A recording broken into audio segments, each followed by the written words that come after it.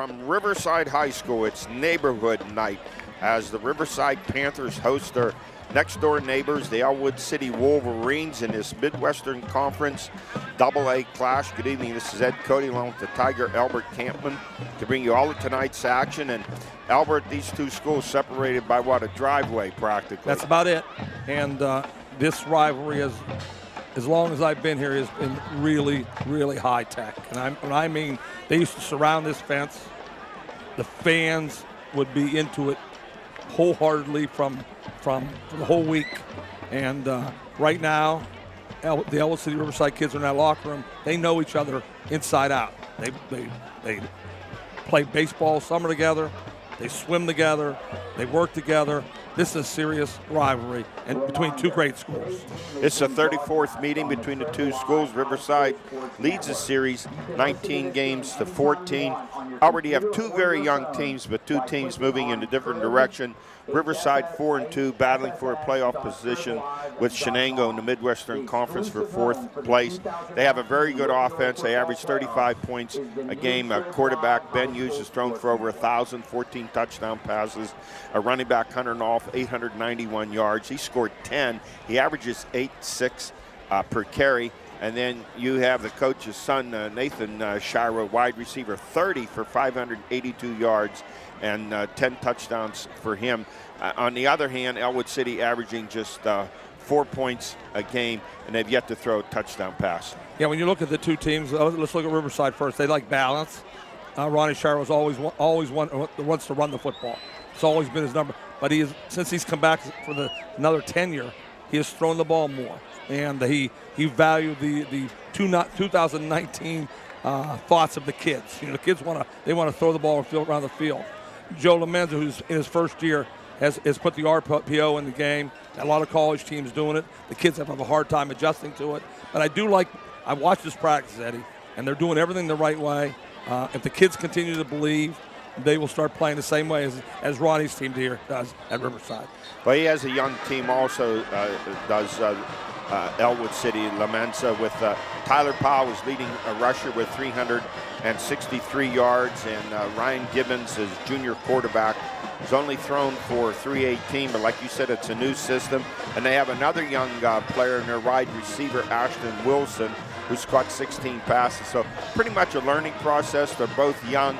But go back, the key thing is Hughes. We saw him 2 years ago when a game down at Stonefield against North Catholic. It was one of the best games we've ever done. He had a great game. Zach Rocco was then a sophomore quarterback for North Catholic. He had a great game. North Catholic won that in the final minute, 29-28. So we've seen the Riverside offense that Shiro puts out there. It's pretty potent. Wolverines, Albert, they're going to have to gamble a lot on defense here tonight. Yeah, two things that the Wolverines want to do. Number one, they want to hold on to the ball and try to keep the ball away from Riverside. And number two, they want to keep everything in front of them, make Riverside drive the field, eliminate the big plays. Last game at Ellwood, you can tell their improvement. No penalties, no turnovers. That's a good start, a good way to start to build a program. Albert, when I see that this is referred to as the Midwestern Conference with Freedom and Shenango and Riverside and Ellwood City, it brings me back to when we played in the old Midwestern Conference when Ellwood was a lone member back then, and then Eloquippa, Ambridge, Newcastle, Butler, Beaver Falls, Sharon, and Eloquippa. It was a great football conference. Those memories always come back. It was the greatest conference in the country, not just in Pennsylvania. So many pros came out of that league. So many, and at that time, Ed, let's remember this, and I want to tell the young folks this. The graduating classes were huge. It's changed so much now today. Yeah, Butler was 900, 1,000 every year. A class. Yeah. We're not talking about a school. We're talking about a class. In Ellwood and Riverside right now, in their school, they don't have that many kids. No. And so you can see what has happened with the enrollment. You have to get every kid out. It looks like about 30 kids on one squad, 32 on another. That's the average squads of today's football teams. Albert, I remember going up playing at Farrell, and you lined the field from the 20 to 20 with about 80 or 90 players Yes. They were white at home, and it was unbelievable. Newcastle always had a They big were all huge. turnout. They were all And huge. if anyone doubts how good that conference was, I have a Midwestern Conference all-star team, and my good friend and high school teammate, Terry Hanratty, is not the #1 quarterback. No, he wouldn't be. There's no It's question Joe about it. Namath. Namath would have that thing locked up. And he's the backup to Namath, and the players on that team from Chuck Landolfi from Ellwood City and Alan Cuffey from Newcastle. And how about you have Joe Walton, Beaver Falls, Jim Muchler from Beaver Falls. Yeah, you don't want to name a team because somebody will get mad and say, hey, how could you leave him off? Randy Crowder. Yes. And Newcastle's Bruce Clark. I mean, you just get down the list, and the Saul brothers. Unbelievable, the players, and they all went and played in the pros. Yeah, and right now, these kids out down there are trying to live up to the legacy of some teams that left before them. Riverside has played in a couple WPL championships. I saw Ellwood play Stowe Rocks in the WPL championships. Carl Forey was a member of both them. Carl's an outstanding, and Ronnie Shiro takes all his expertise from Carl Forey and Larry Bruno, who was at Beaver Falls at the time. And I forgot to make mention of another guy who played by the name of Mike Ditka. Lucci, you go right down the line. Dan Ambridge, yes. Yes. So we're all set to go here. Riverside will receive. And Albert, there's some question they told me about the availability offensively for Hunter. I don't think he's going I guess tonight. he's concerned about a concussion. Yes. And Coach Ronnie Shiro just might keep him out of the lineup here tonight. Yeah, on my roster, he's scratched off, Eddie, so I think they're going to keep him out of the game. So the Wolverines will kick it off. Storm Chambers to do the kicking.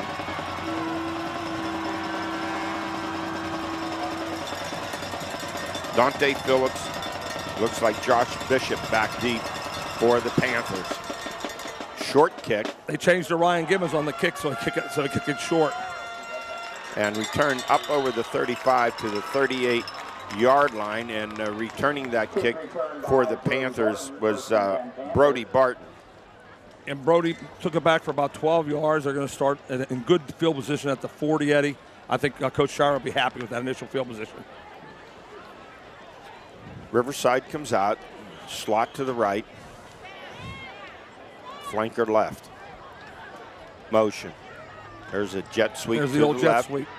And plenty of running room. Turns the corner down the sideline, cuts back inside a block, and all the way down into Ellwood City territory, down to the Ellwood 34-yard line. That's Nathan Shiro, the coach's son, grandson, and what a start. Yeah, he's used that jet sweep very positively since he's come back.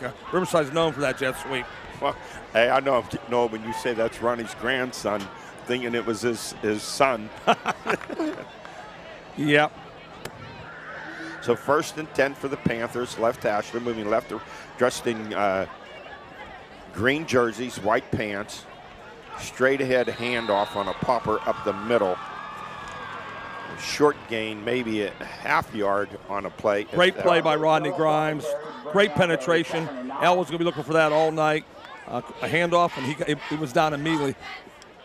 Rodney's dad was a very good player for Ellwood City. So C. Hughes gets a play from the bench, comes out. Now, I think the running back, tailback, it looks like Dante Phillips, number 2. Yeah, he is. That's who's in there right now. He came in the game. Yes. Place and off. Trip set to the right. Here's Power. Phillips off the left side. Grinds his way forward. Second effort. And just breaks through some tackles and takes it down to the 20 for another first down for the Panthers. That's the basic power play that everybody runs. Lead with the backside guard. Lead through with the tackle blocking down, and they destroy the left side of the Ellwood City line for a big first down for Riverside. Going a lot of one back, Eddie. Trips to the right.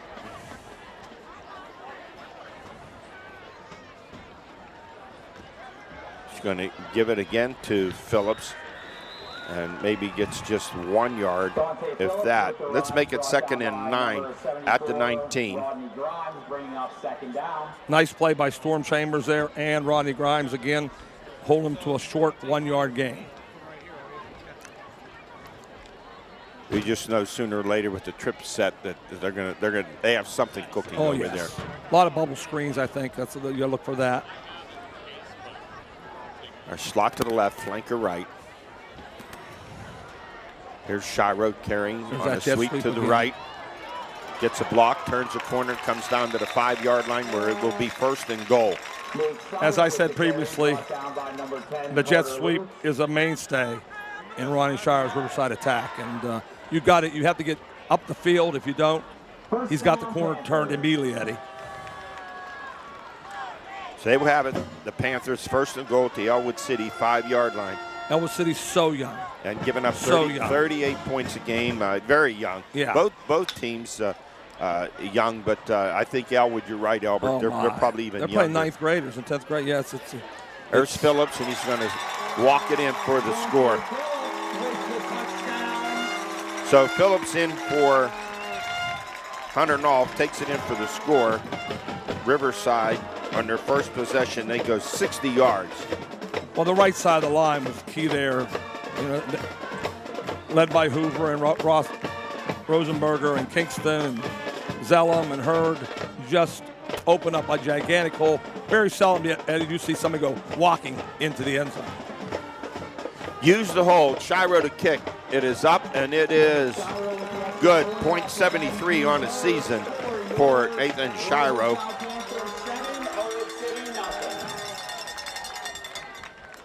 You just need to know Made that it look easy, Albert. that Riverside did not overlook Ellwood City coming in. You could tell by the kickoff, return, and the first drive. No mistakes. Had a plan. Went inside and outside. But their plan, noticed, Eddie, was a running attack. They figured, hey, why we aren't going to waste our time throwing the football because Hughes can really wing it. We're going to save some things for other people down the road. They're going to try to run the ball down Ellwood City's throat. 60 yards in 6 plays for the Panthers. Shiro and Phillips doing all the work on the ground. Shiro on the sweeps, and Phillips running off tackle left and right. He gets the score in a 5-yard run.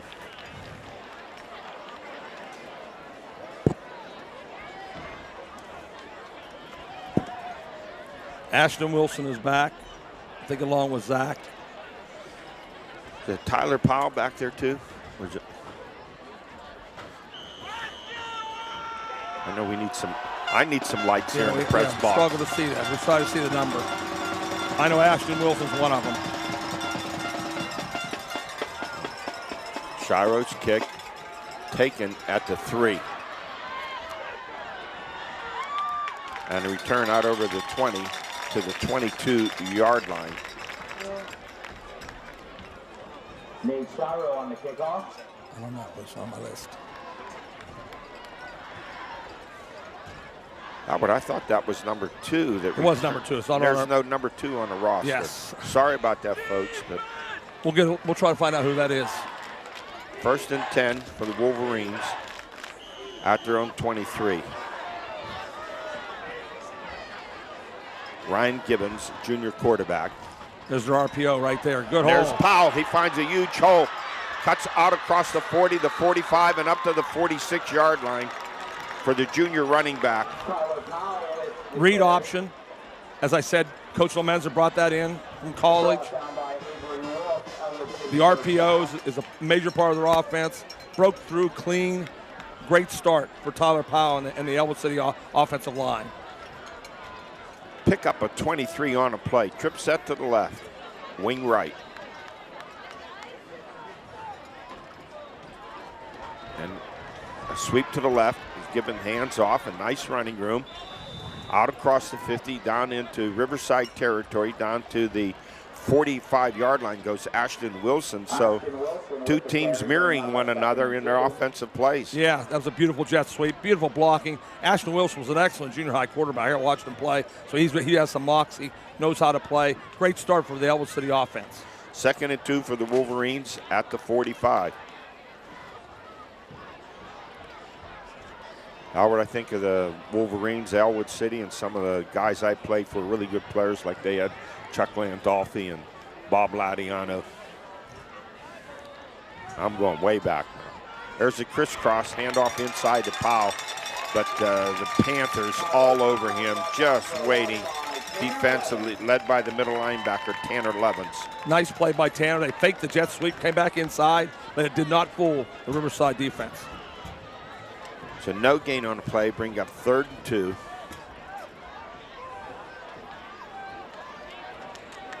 Third down and 2.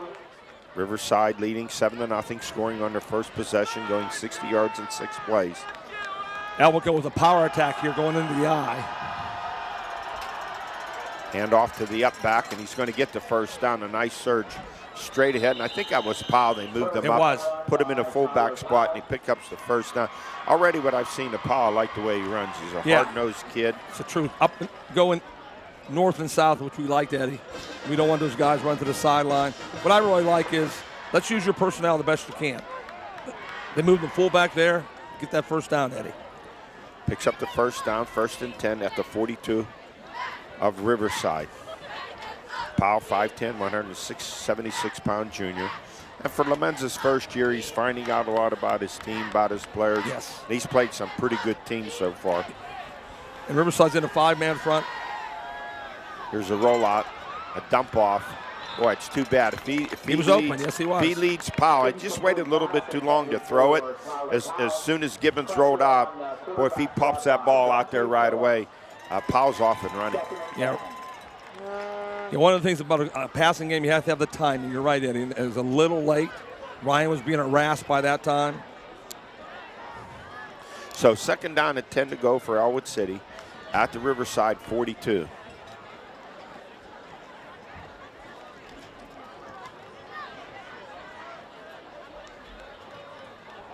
Slot right, offset eye to the right.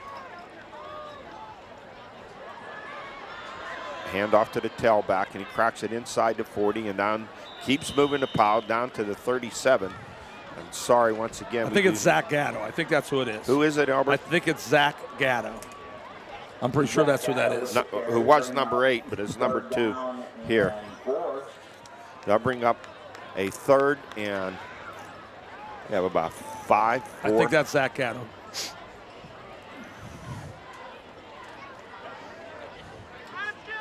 Football at the 38. Another great gain on the ground, Andy. Trips to the left. Blitz here. Riverside's bringing people. Gibbons dropping back, looks to throw to the middle, no one there. Now he throws it through the hands of his intended receiver right at the 35 of Riverside. Incomplete, so it brings up a 4th and 5. Pass was a good pass. Caden Kreiser got his hands on it. Was deflected away by the Riverside defense. I think they'll go for it here on 4th down, Eddie. Albert, I couldn't agree with you more. You're 0-7. You're playing your arch rival. And they had a good drive. They have a good drive going.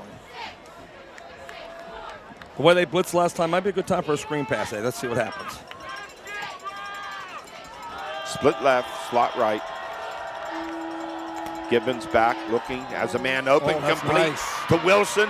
Takes it down the far sideline, or the near sideline, I should say, inside the 20, and battled out of bounds inside the 15 at the 13 of Riverside. Nice pass and run play. Good footwork by Ryan Gibbons. Stayed in the pocket. Didn't try to release too early. The crossing pattern hit.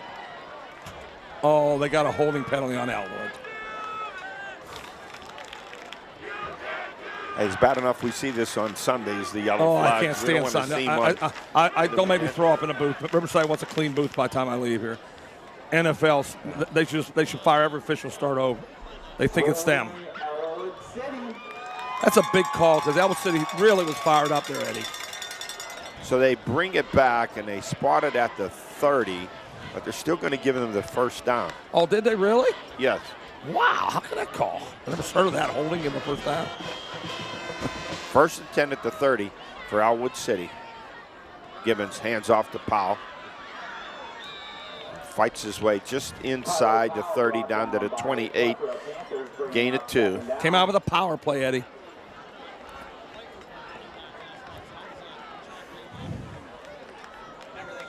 .5:30 to go here in the first quarter. Remember I said one of the goals, Eddie, was to keep the ball away from Riverside. That's what they've done in this drive.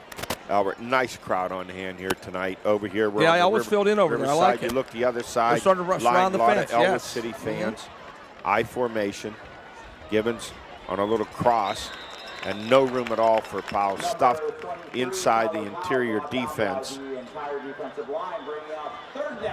Riverside had great penetration that time from Joshua Rosenberger. And Isaac Zellum was in there leading the charge too. Yep, and Avery Wolf, 3 good plays. So 3 good players on that tackle. So it's a loss on a play, bring up 3rd and 11. Back at the 31-yard line. See if they go back to that crossing pattern.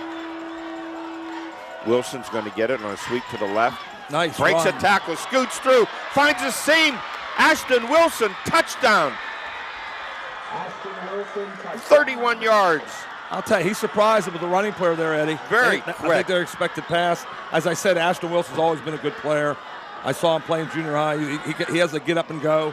That was a nice blocking, excellent play there. They're calling something again. Oh, you got to be serious. Come on, guys. Yeah, this referee is my gosh. You get a feel for Ellwood coming in the game. They're 0-7, and they're out there busting their butts and a couple penalties back-to-back. Is this another holding call? They call holding, yes, that's what they got. That's what they got. All right, so they have to regroup and come back take again. that score, put it back. Yep, that's a tough one because they haven't scored many points all year, Eddie, and they really made a great play there. 3rd down and 11. They called the holding down the field. Down the field. So I was going to say, where's the penalty? They called it down the field. It was called way down the field. I must have had a receiver blocking downfield. That's all I can guess. If you're looking say they for come back to something, the same you'll play the find other it. way. It might come back to the same play the other Wilson way. goes in motion. They did. He gets it. He's going to sweep to the right. They came back to the same play the other way. And just gets inside the 30 to the 28-yard line. So to bring up a 4th and 8. Somebody's down in the field for Ellwood City, Eddie. Okay, it's not Wilson because I see him walking off. Looks like a lineman. 4:14 to go here in the first quarter. The Riverside up 7-0. Almost had a tie game on a 31-yard touchdown run by Ashton Wilson, but called back. Looked like it might be Holding Sammy DiCaprio. downfield. Sammy DiCaprio might be down, number 28. Be the tight end, DiCaprio. Yeah, in a normal sequence of things, as we do games, the holding penalty doesn't mean a lot. But for Ellwood City, who's not scored all, It means everything. Yeah, It's been a tough enough year for them. Exactly. For the touchdown there. And it's easy when you're 0-7 and you make some good plays, you get them called to get discouraged early in the game. Because you see how easy Riverside made it look going down the field. So they're going to score a lot of points. And you see here an injury, and Riverside has 32 players. Elwood City has 30. So an injury for any one of these teams, it's crucial. The depth just isn't there. That's a great comment. People don't understand that. Half these guys are going both ways. Not both ways. And so you lose one, you're really losing two. You're losing 2 guys on the field. So he limps off. Appears to be okay. Let's hope it was only a cramp. So to bring up a 4th and 8 for the Wolverines at the Riverside 28-yard line. See if the Panthers decide to bring pressure. I know Billy Hand likes pressure. Let's see if he bring it. Old Billy Hand, coach with Billy. Been around a long time. North Allegheny 20 years ago. Wilson goes in motion. Gibbons going to drop. Yeah, he did bring pressure. Has a man open down the middle. Once again, it just waited a little bit too long, but I thought in the middle of the field was where the receiver was open, Albert. Yeah, and Nathan Shiro did a nice job coming off his guy, coming back and making that play. He looked at Wilson all the way, but he had a player open right down the middle in front of the post, and that was Peyton O'Brien. Let's see if Riverside tries to hit him quick with a pass, or they stay with their ground game. 1st and 10 now for Riverside as they take over at their own 28-yard line. Straight ahead, Phillips, and hits a wall. Stay with the run. Stay with the run. Ellwood City made a nice play there. That was Powell, and they're making the tackle. There's Powell. He goes both ways, anchors the defensive linebacker.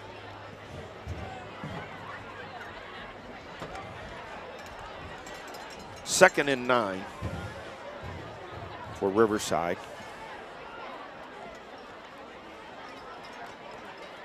They want to run it. They give it to Phillips again. Gets two. Bring up a 3rd down and 6. Give him a gain of 3 in a play. So that'll bring up a 3rd and 6. Number 47 getting up the pile last. Once again, we don't have that number either.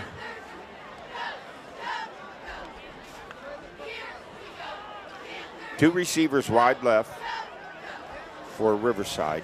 Flanker right.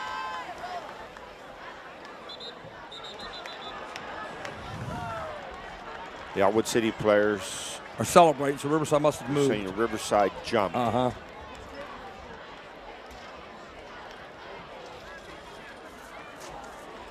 Star Panthers bringing up 3rd and 11.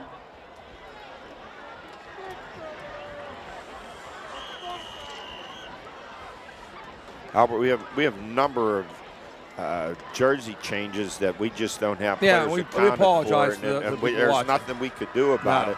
Like the left defensive end for the Wolverines, 47. Hughes back to throw, throws a perfect pass out here, complete. Zach Gatto make a quick hit. Probably going to force a punt here, Eddie. Out to the 35. It's not enough for the first down. So I bring up a 4th and 4. One of my pet peeves right there, Eddie. Throwing the ball short of the sticks. Yeah, I was real NFL, short. college, or high school. I don't like that. Back as Wilson to return his punt. That pass was complete to Bishop. Good Shire, high nice kick. Wilson takes it as his own 30. Give the Ellwood City defense credit after that drive. Looked like it was going to be really easy for Riverside to run the ball on the ground, but the Ellwood City defense stiffened this last series. Referee John Yerridge is down on the field. I don't know if he got hit by somebody or he lost his balance. But right now, long-time official John Yerridge down on the field. Albert, I know they do in college. I lost track in high school. They bring an extra official or two in college or pros. Not high school, though. They're not in high doing school, that in no. high school. Nope, they just go with one less. Maybe they'll call you down there, Eddie. No. That's something I've never had an interest in doing. He's okay. He's up now. Thank you. All right, 1st and 10 for the Wolverines at their own 30-yard line. They put a nice drive together the last time from their own 23. It looked like they had a 77-yard scoring drive nullified by holding downfield. Come out in the eye. Powell. They went back to left the side. handback. Boy, he is one tough customer. Woo. He dips his head in there. He stays behind his blockers. You know what I like about him, though? He squares off when he hits the hole. Yeah, I like, once again, going north and south. And the Riverside kids thought they had him down twice. Broke the tackles and kept running. Picks up 15 out to the 45-yard line. This is Ellwood's best start of the year, Eddie. No question about it. This Rivalry game has them fired up on the offensive line. The Riverside defense are on their heels a little bit. We'll see what happens. Handoff again, Powell. They stepped up there. Runs a lot of green shirts on the left side. Great job by the Panthers there defensively. No gain on the play.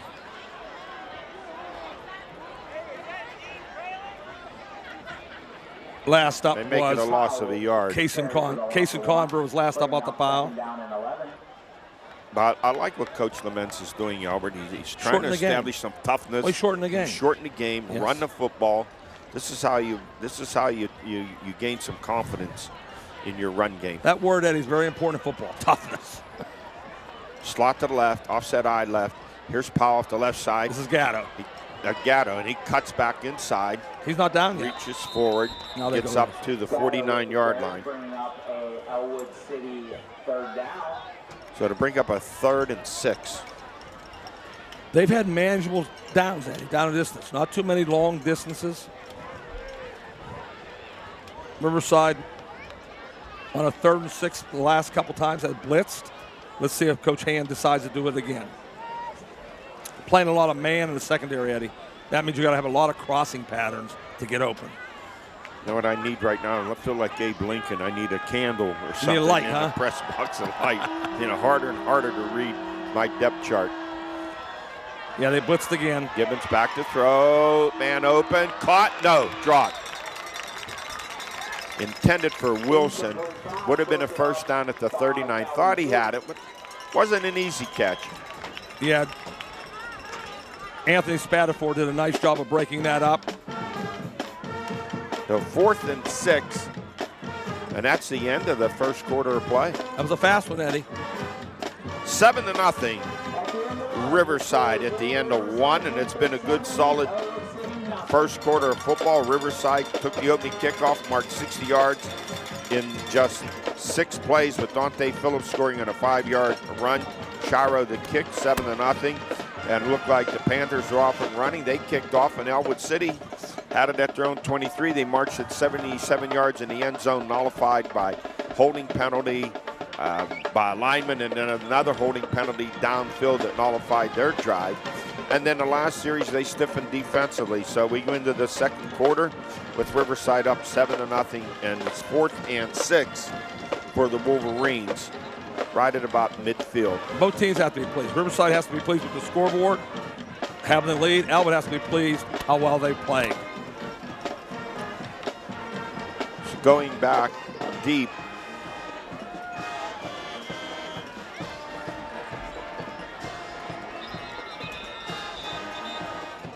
Nathan Shiro back deep for Riverside. Now we get a timeout.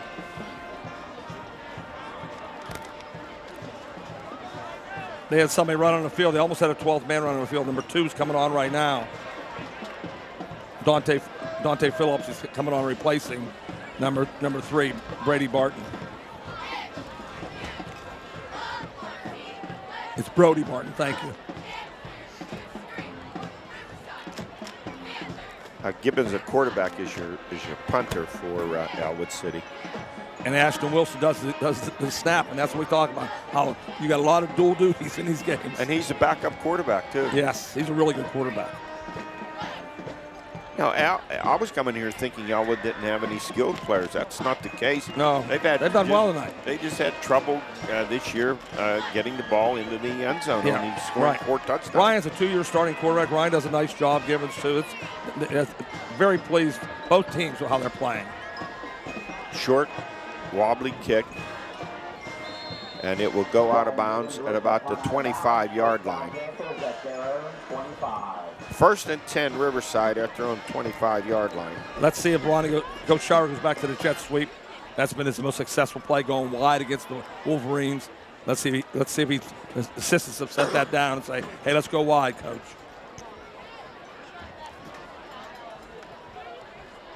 So Riverside playing without their star running back, their leading rusher, Hunter Knopf, who had first 6 games, 891 yards. Straight ahead with Phillips, a ball carrier, up over the 25 and out to the 28-yard line. 2nd and 7. Storm Chambers, once again, short gain. The Wolverines have put up a staunch front on the inside game of Riverside, except for the touchdown run of about 6 yards. They've done a nice job. Now we'll see if they go wide here, as I've been saying. I think they might throw the ball here, Eddie.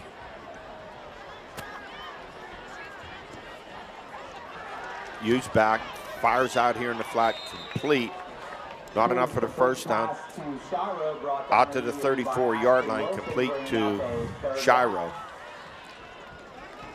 Good down distance for Riverside. 3rd and short. They can use the fullback. They can use the half, and they can also go wide. This is where you want to be in a game where you can do a lot of things. So it'll be 3rd and, let's make it 3.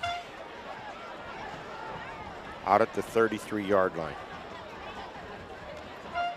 Phillips, he's hit head on. Albert, let's see who made that tackle for the Wolverines. Did a great job.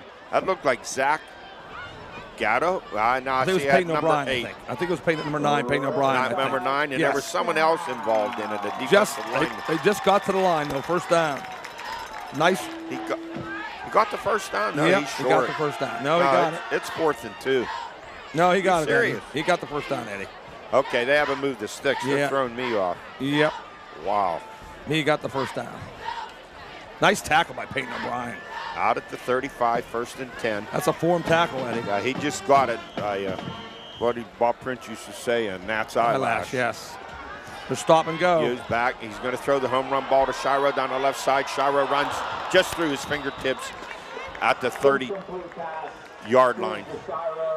You know, that's what you do as a coach. You throw a couple short ones, set the opponent up for the old stop and go. That's what they ran, just out of his reach by 2 yards.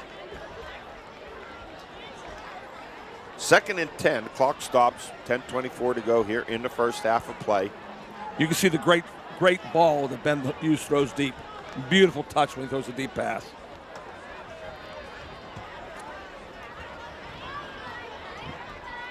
Split backs this time. Hughes back to throw. Flips it out here in the flat. Complete to Shiro. And he spins, comes forward. He's going to get the first down out across the 45 and up to the 47-yard line. A gain of 12 on the play. Shiro did a little shake and bake there. Picked up the first down with a second move.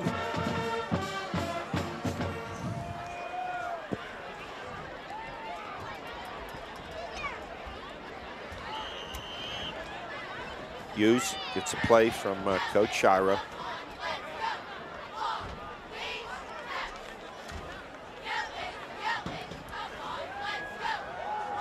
Bishop and Shiro come split to the left.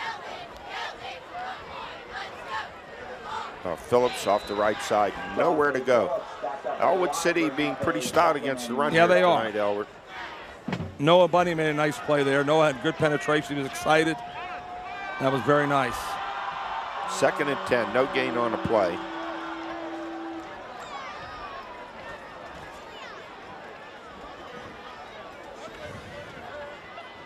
Noah's mom cuts my hair, Andy. How about that? Carla cuts my hair. Well, I don't have much to cut, though. You better say some nice things. Yeah, I don't have much to cut. There's another out. Quick out, boy, Hughes has a nice delivery, complete to Shiro, and another first down at the Ellwood City 40-yard line. Hughes has a nice arm. He's a decent-sized kid, Albert. I don't know what schools are looking at him. He can throw the ball. 6'2", 215.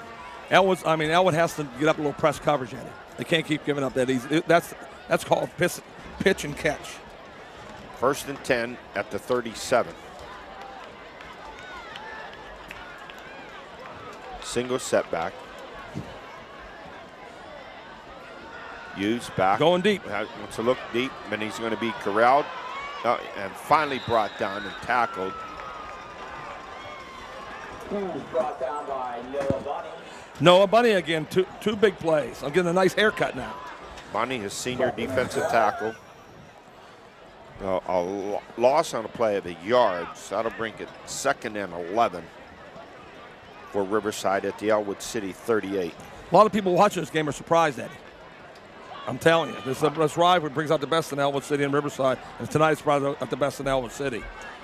Well, only thing we root for is a good game. And we have. That's great. Isn't that all? Oh, here's the screen. Nice call. Flip back, the running room, and down inside the 30 and down to the 28, and very, very close for the first down for Riverside is Samuel Hughes.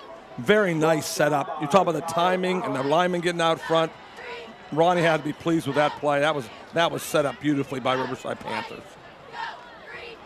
They're now in 4-down territory now, Eddie. So there's Hughes. He's also listed as a quarterback, and he's just a freshman. Riverside first down. 1st and 10 for Riverside. Nice hole there. Off the left side, Phillips, and he cracks it down inside the 20 and down to the 19-yard line. After the touchdown run, that was the best blocking by the offensive line. That was beautiful blocking by the left side of the line. Crunched down the Ellwood City front, left a big opening. They're wearing down the Ellwood City defense right this moment, Eddie. So he picks up 9 on a play. I wonder if he comes back with the same play. I want to see if he does. 2nd and 1. Offset eye to the left, slot right. He did. And the whistle blows. Here comes the flag. Very good coaches, when they see a good play, Eddie, many times they come back to it. And that's what Ronnie did, only they jumped ahead of time. All-Star Panthers bring up a 2nd and 7. Second procedure penalty against the Panthers. So that'll make it 2nd and 6 now.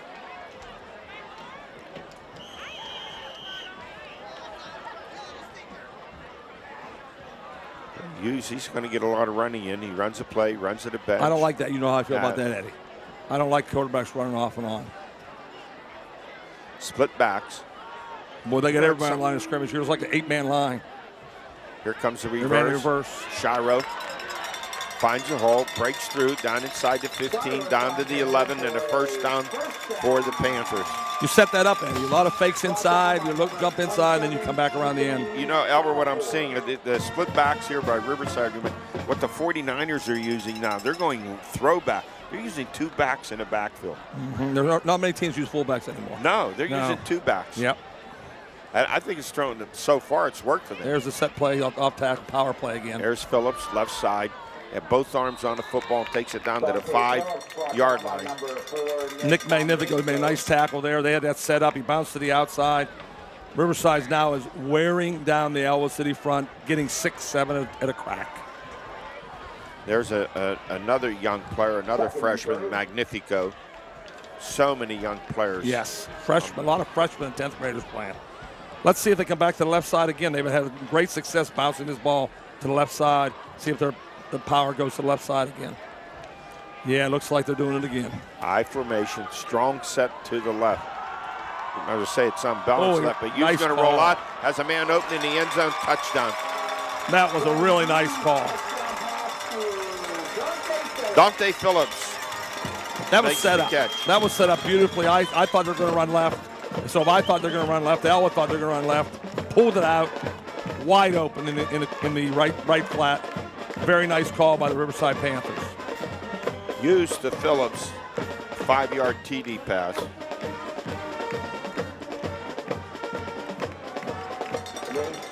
$75-yard drive for the Panthers.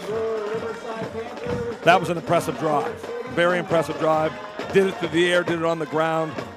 Ronnie had to be really happy with that drive because of execution. 75 yards in 14 plays. As I said previously, Ellwood had been fresh, but on that drive, a lot of those guys are going 2 ways, Eddie. And all of a sudden they're tired of chasing that ball, and you're 1 step slower than you were before. That's what happens. And Shiro's kick makes it 14-0, 6:34 to go here in the first half.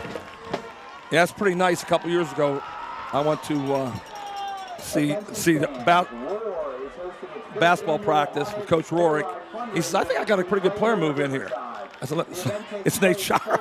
I said, yeah, it's pretty nice you get a player come in like that. you know those move-ins help a lot, Eddie, when they can play. When you're a team like Ellwood and you struggle and you have a drive and you have to tie the game up, and then it just turns around on you. Yes. Instead of this being a 7-7, now it's 14-0.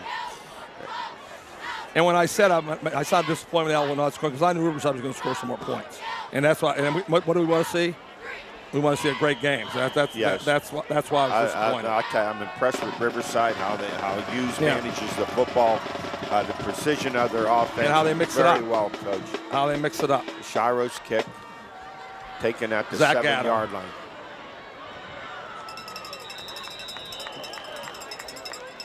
Nice tackle by 28. That was a beautiful tackle by Kaysen Conver. So Gatto's return out to the 25-yard line.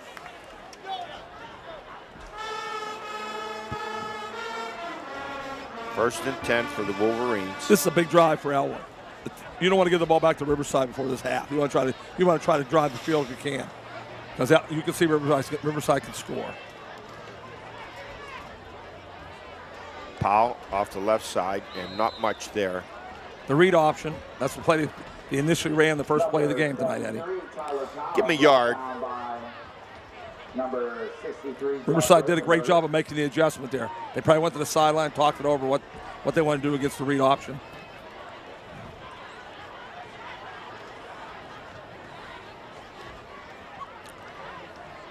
Second and 9 for Ellwood City at their own 26. They trail 14-0 with 5:50 to go here in the first half.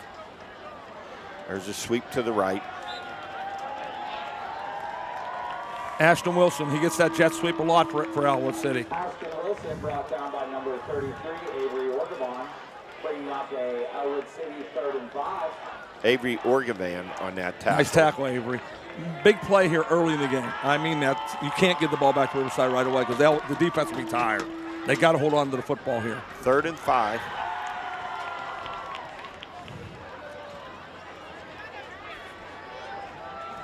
Pass has Very complete nice to Wilson, and he's going to get the first down up over the 40 to the 41-yard line. A pickup of 10 on the play. Gibbons to Wilson is like a pretty good combination, Eddie. Pretty good combination. We said last week, no penalties. The penalties have hurt Ellwood tonight. They've killed their drives. Yeah, Gibbons came into this game throwing. He can throw the ball too. For 318 yards and no touchdowns, but looks like they've been working on a passing game. He's done a very fine job here in the first half. There's a fake, a little cross buck. You know what we have to mention here, Eddie, because you brought it up. Their protection has been excellent. You know, he's went back and be able to set his feet. You know, that everybody talks about the receivers and everybody talks about the quarterback. If you don't have time to throw, you're not doing anything. 1-yard pickup for Powell, so to bring up a 2nd and 9 for the Wolverines at their own 42-yard line. Clock running, 4:25 to go here in the first half. With the Panthers up 14-0. Wilson goes in motion, fake to him, roll out to the right, pressure, fires incomplete. He's looking back at his tight end, DiCaprio. Pressure by Tanner Levens. Bringing up a Ellwood City 3rd down. Yeah, the pressure on that made him get rid of it.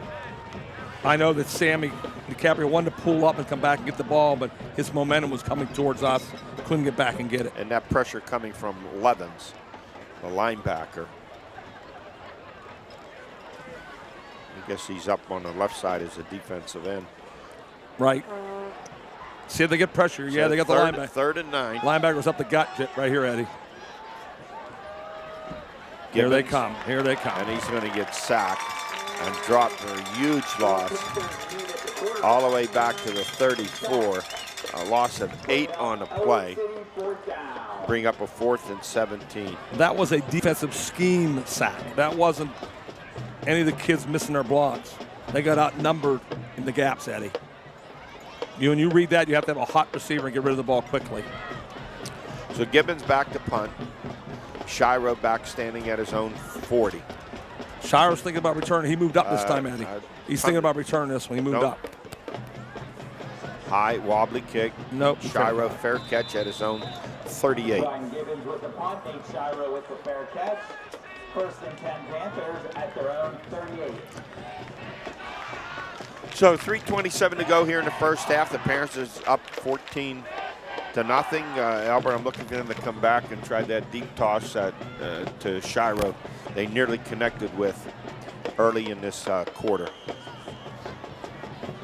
Yeah, Bishop and I think they're going to Shiro. throw. I think they're going to continue to hit the out pattern, Eddie. It's been wide open all night. I'll hear some jet sweep here. Shiro goes in motion. He gets it on a sweep. Cuts back inside, gets a block. Fights his way up over the 45 to the 47-yard line. Gain of 9 on a play, 2nd and 1. For you young kids watching, you notice on Nate Shiro planted his right foot and went up the field. So many kids want to run to that sideline, Eddie, and think they're getting yards, and they're running nowhere but into the bench. Square it off. 2nd and, well, it's about a half a yard. Let's see, Hughes under center is going to run a sneak. Out and up, Eddie. Here comes out and the up. You called it, Eddie. Eddie called it. Here's the home run ball to Shiro. He got it. He's going to score. Give Eddie, Same play. Give Eddie Cody for that one. I thought they were coming back to 53 yards on that pass and run play. Albert, that's as nice a pass as you'll see all year. Yeah, out and up, but more importantly, he dropped it into the sack. Yes. Yeah. He dropped it right in there perfectly. That wasn't bad coverage. And all of a sudden, he broke 2 steps ahead, and it, boom. Shire just had to let it come into his hands. Great pass by Hughes. 53 yards. They weren't fooled either. See, a lot of times you're fooled. They were running with it. It was just a great pass. That pass was right there. Yes. Coaches always would say, if he can't get to it, he's too slow. Yes. Lay it out there. Shiro's kick. Shiro with the extra point to score your Riverside Panthers 21. 21-0. Riverside with 2:45 to go here in the first half. That broke the Camel's back there, Eddie, because you would hope right there that they would hold and got down 14-0 at halftime. 21. When you get to 21, It's second and half a yard. You're winning 14-0. You're in good field position. You take a shot downfield. You don't get it. Bart Starr. You come back with a quarterback sneak. I know the young kids don't know Bart Starr, but he was famous for that. Third and short, second and short. Touchdown, Packers. You know, watching that game last night between New England and Giants, and there's 4 or 5 times Brady ran a quarterback sneak of 42, 2 touchdowns. What is wrong with these other teams that they can't run quarterback sneaks, especially the Steelers? Because he's Brady. These other quarterbacks have no idea how to run. He always looks for the gap, which gap is open. He just knows how to play. He just knows how to do things. I looked over the years how many times it cost the Steelers situations where they didn't pick up a yard for first down. They had the biggest quarterback of all of them. All right, don't let the ball hit the ground here. I would catch it in the air and then get a good return. Riverside has done a nice job covering the kickoffs. Wilson back deep. There's Shiro's kick. Ooh, that's a good kick. This one's going to sail into the end zone. Strong kick. I think Nate Shiro could enter the punt, pass, and kick contest. Put the leg into that one. Sailed right over Gatto. Did you grow up with the punt, pass, and kick contest, Eddie? Do you have that in Butler? Oh, yeah. I figured that. 1st and 10, Ellwood at their own 20. The key right here is protection. Because you don't want Ryan Gibbons running for his life and then throwing the ball up for grabs. It's really important, pass protection. And Coach Hand on the other side is thinking, give us a pass rush, boys. You don't want to come off a kickoff and have to call timeout. So timeout taken by Ellwood City. They trail 21-0 here. In the first half of play at Riverside, 2:44 to go. Ed Cody and the Tiger Albert Campman. See if Riverside is going to play safety ante and play a deep zone and keep the ball in front of them, or are they going to keep the pressure on? That's a tough decision for a defensive coordinator, Eddie. Which way to go? I think he's going to keep the pressure on. I think he'll keep coming. I think so. When you're up 21-0, you could play loose. Yeah, I think so too, Eddie. I'm with you. Hey, Big John Yerry is back on his feet. He took a stumble out there today. I'll get on him tomorrow on our radio show. I'll tell John, hey, John, you can't do it anymore. You can't lay on the ground in the middle of the game.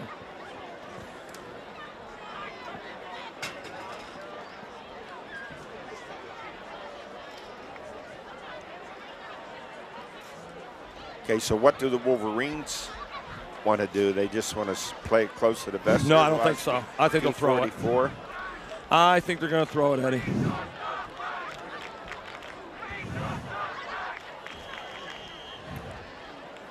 First and 10.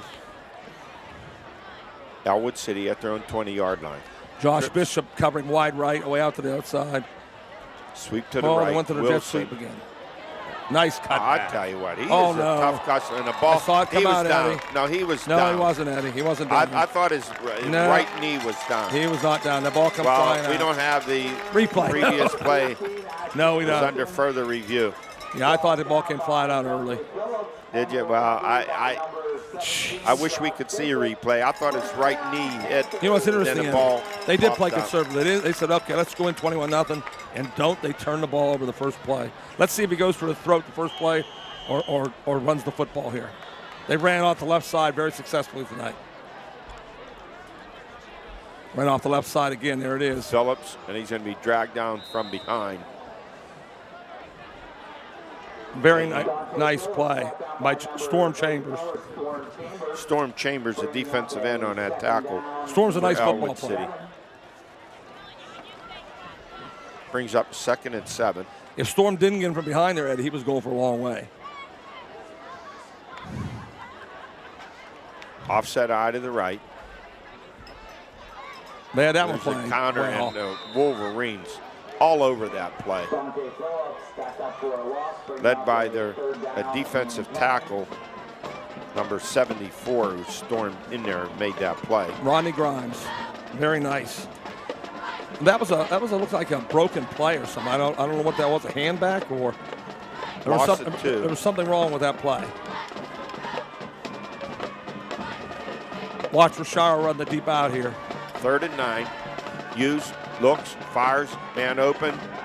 Intercepting? Behind him. Was it picked off? I think he picked it off, Eddie. He did. Zach Gatto. So Gatto with the interception. First Riverside turnover. And the Wolverines dodge a bullet. Great job of stepping up defensively. I thought Ronnie would run it deep out there, and Ellwood figured it out also. So with 1:28 to go here in the first half, Riverside up 21-0. Ellwood City will have it 1st and 10 at their own 14-yard line. That showed determination by Ellwood. So they could have folded coming out there, Eddie. They come out and said, "Hey, let's play." I was just going to say that they're 0-7. Yeah, you they look could at what a easily. coach is doing, and if you see his team still playing hard, Yeah, that's what can you ask he's doing for. a good job. Yes. Here comes a reverse. And another penalty marker. It's a keeper. Is that Gibbons keeping it? No, or it was a double reverse. Double reverse. Eddie. And a flag thrown as soon as the ball was snapped. Looked like motion, but I think it was motion, but I'm not sure. See what the penalty is. A procedure penalty. Yeah, it was. It was motion. 1st and 15. Moves the ball back to the 9-yard line. I'm going to save that call for the second half, Eddie. I really would have. I think it's a good call at then, because they'll be talking about the jet sweep at halftime. I didn't like the call when you're down in your own territory that far, and they're playing loose because they're playing the pass. So the ball now spotted back right near the 10. I think Ellwood used 2 timeouts earlier, so they don't have many timeouts left. And I know Riverside used one also to get a guy off the field.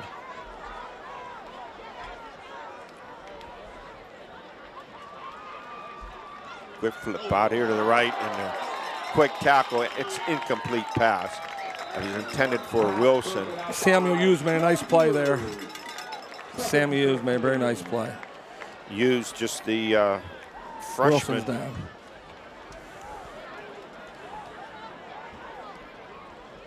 Second and 15.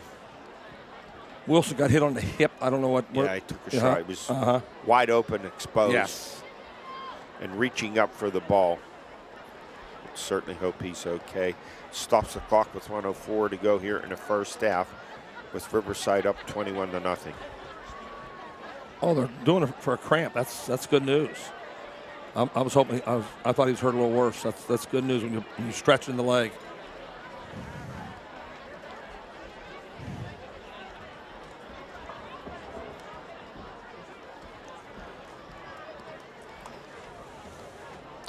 Riverside 4-2. I think they're tied with Shenango for 4th place, both with 3-2 conference records.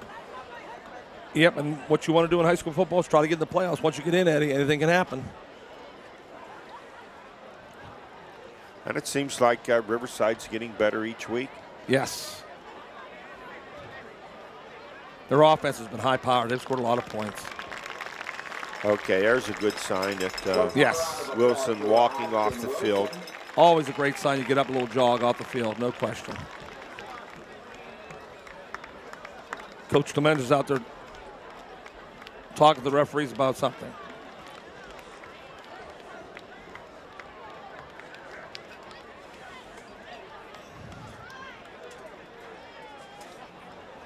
Second and 15 for Ellwood City at their own 9-yard line. 1:04 remaining here in the first half of play, and a very nice crowd on hand. Beautiful night for football too, Eddie. Perfect. Oh, is it perfect? 70 degrees. Perfect. October. Not too hot, not too cold. It's perfect. Motion right. Gatto. Nice hole. Powell dodges one tackler, puts his head down, keeps his leg. Ellwood, when he gets hit, he just churns those legs. He has a lot of upper body strength too. Wants to get that extra yards, I'll say that. Riverside's trying to pull the ball out. First tackle hit, second tackle pulls the ball. Gets out to the 23-yard line. I wouldn't be in a hurry if I was Ellwood right now. No. 3rd and 3, gain of 12.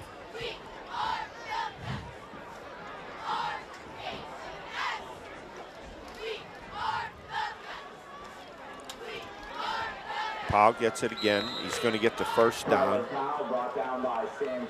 18 seconds to go here in the half. Ellwood decided to call timeout, Eddie. I wouldn't have. I would let the clock run out. Agree with you. I don't see nothing but negative happening here with 18 seconds left in your own territory. I'd let the clock run out.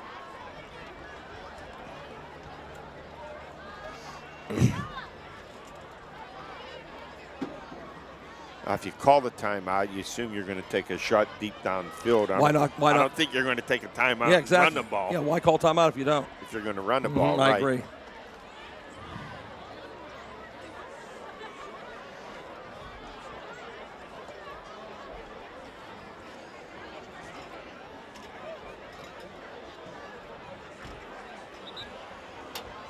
So 18 seconds remain here in the first half of play. Ellwood City with the timeout. Riverside up 21-0.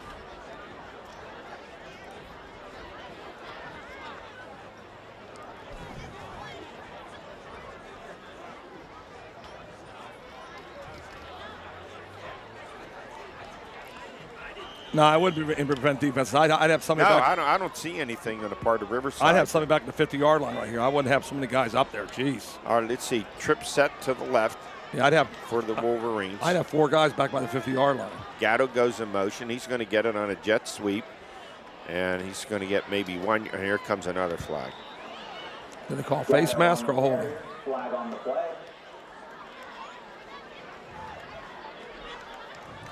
Well, whatever Ellwood City planned, Riverside wasn't buying it over. They weren't in any prevent defense. It was a face. Oh, they 2 penalties, holding and face mask. Oh no, he just called the face mask. He gave a signal of holding. He likes that holding call, Eddie. He's been messing this up all night. Bring up a first down and 10 for Ellwood City. 10 seconds left, Eddie. 10 seconds. 15-yard penalty brings it out to the 42-yard line. Timeout, Ellwood City. Ellwood City takes another timeout with 10 seconds.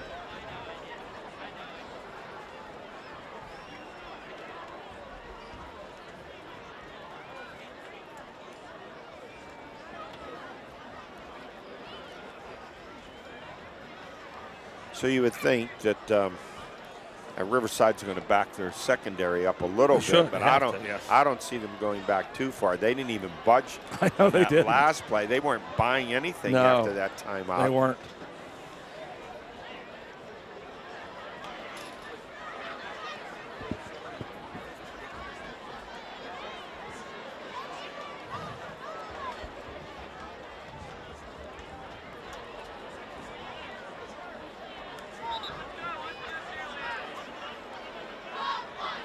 Final 10 seconds here of this first half. Ellwood City comes right to the line of scrimmage. Nope, all the Riverside players within 12 yards of the ball. Interesting. Motion right comes Wilson. Ball came out. And there's a sack and a fumble. Ball came out, Eddie. Riverside will get an opportunity to throw one in the end zone. Riverside sack. Fumble recovered by Riverside. First down, Riverside. Well, these last 38 seconds took a long time, Eddie. I thought they'd be down with the second song with the band by now. Just excellent field position at the 36-yard line. Jeez. Just not a situation where you want to give Riverside the ball. No. It's at the 35. What did I say when they got the ball, Eddie? The worst thing that happens is Riverside get the ball back. And sure enough, it did. That was a time to run the clock out and go in and regroup at halftime. Now let's see if they have a Hail Mary or are they just going to throw it up for one guy. Yeah, they're only going to throw it up for one guy. They don't have the 3 guys on the same side. It's Bishop here to the left. And Ellwood's not back far enough either. They got too many guys on the line of scrimmage. Shiro to the right. Hughes dropping straight back. Looking, going to throw it for Shiro down the right sideline. He has it for a touchdown. It's too easy. You can't leave one guy back there.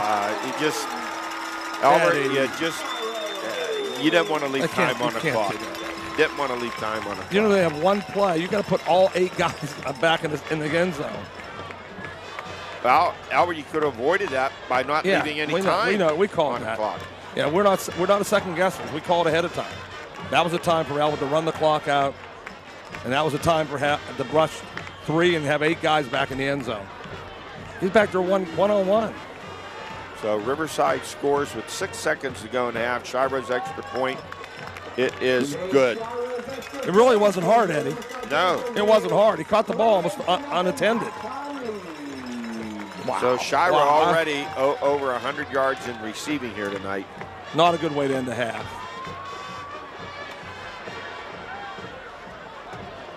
Ellwood wants to push off on that last play, but here at the half, and we saw that coming. They get the ball, they're going to take one shot. But there's nothing to lose, and if it's intercepted, it doesn't mean anything. Yeah, exactly. The time runs out of the half, so that was just 35 yards, one play following the fumble. Shouldn't have happened. They should have ran the clock out. I thought both teams did a great job of coaching to that last 38 seconds. You know, sometimes you get a little greedy. 21-0 would have been a good score. Yeah, after taking a 7-0 first quarter lead, Riverside, their opening possession, 60 yards in 6 plays.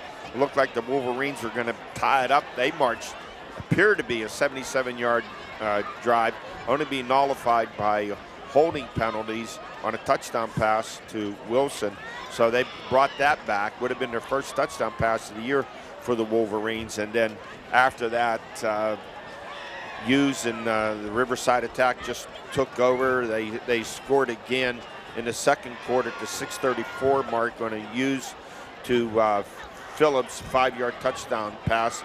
Covered 75 yards in 14 plays. Shire with a kick, 14-0. And then Riverside came back to the 2:45 mark. Used to Shiro 53 yards on a scoring pass.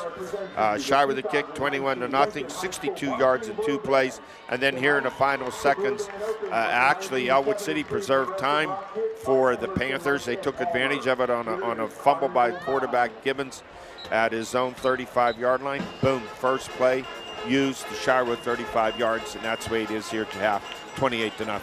I thought Ellwood had a lot to build on for that last drive. They had a lot of positive things. Good running, excellent defense. Maybe Riverside work. Riverside, who's big favorite in the game, had to work for everything they had. And then that last play makes the score look like. Yeah.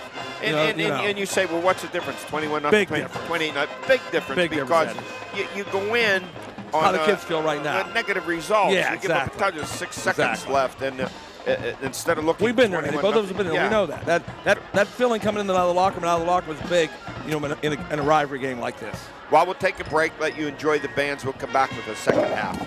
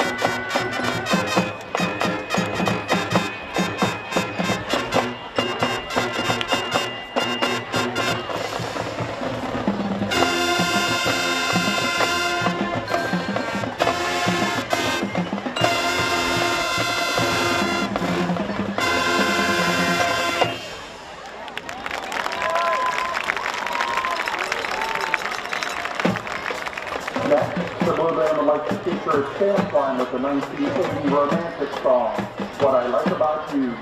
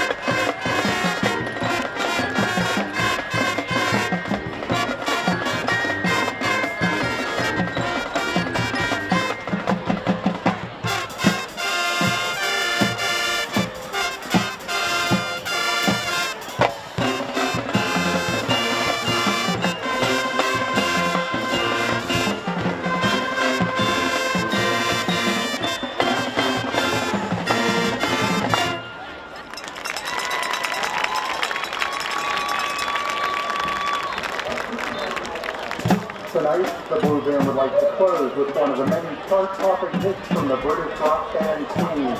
Here is 1979, Don't Stop Me Now.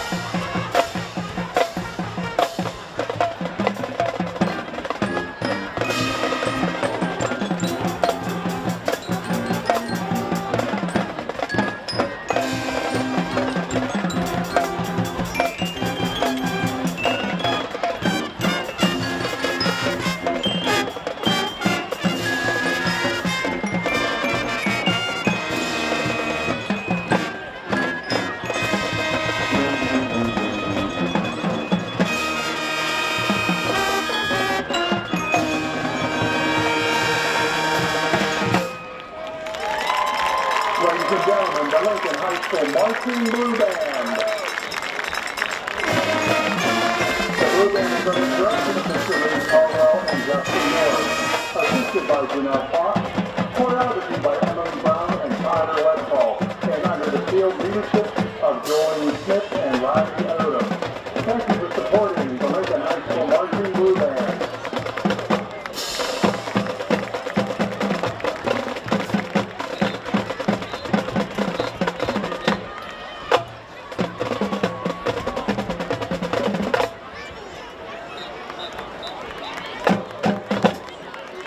Ladies and gentlemen, the Blue Band Funk.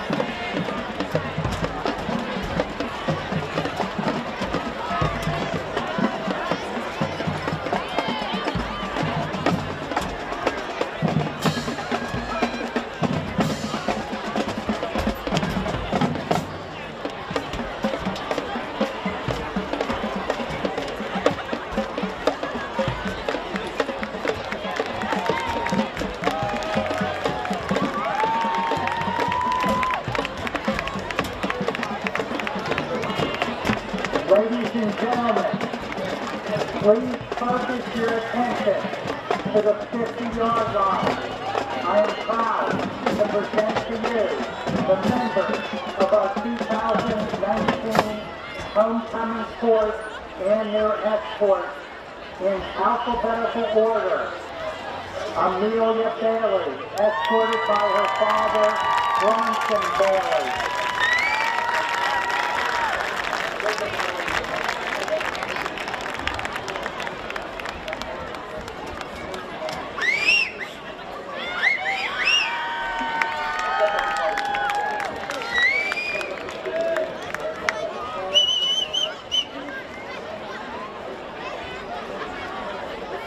Madison Gambaugh, escorted by her father, Kevin Gambaugh.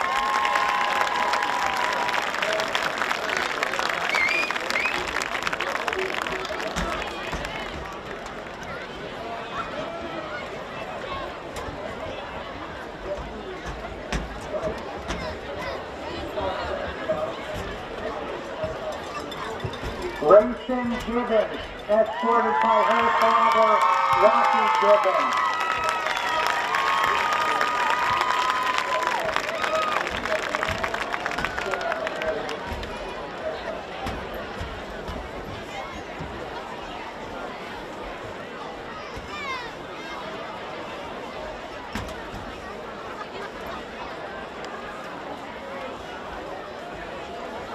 Maggie Harden, escorted by her father, Greg Harden.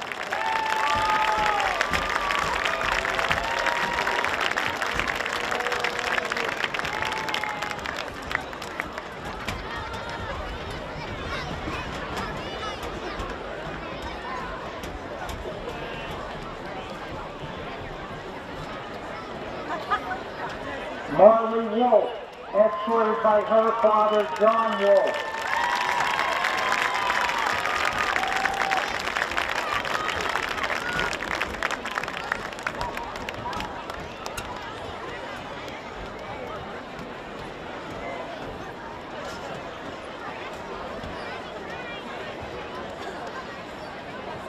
Angel Zilka, escorted by her father, Carl Zilka.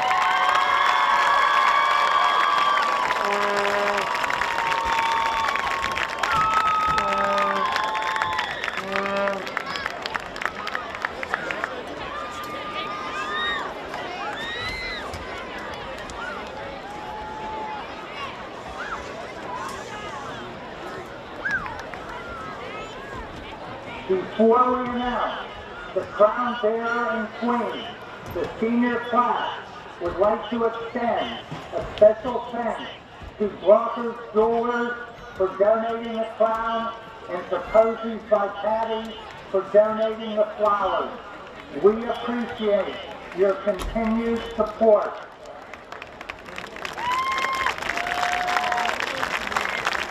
The crown bearer will be presented with roses from this year's senior class treasurer, Mackenzie Outlowski. This year's crown bearer is Grayson Gibbons.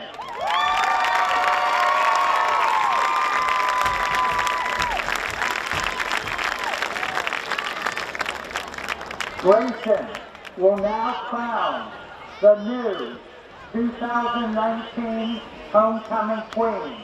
Let's have a round of applause for the 2019 homecoming queen.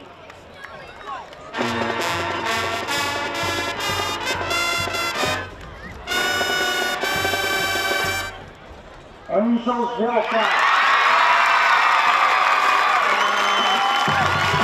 Congratulations to Angel and the rest of the 2019 homecoming court.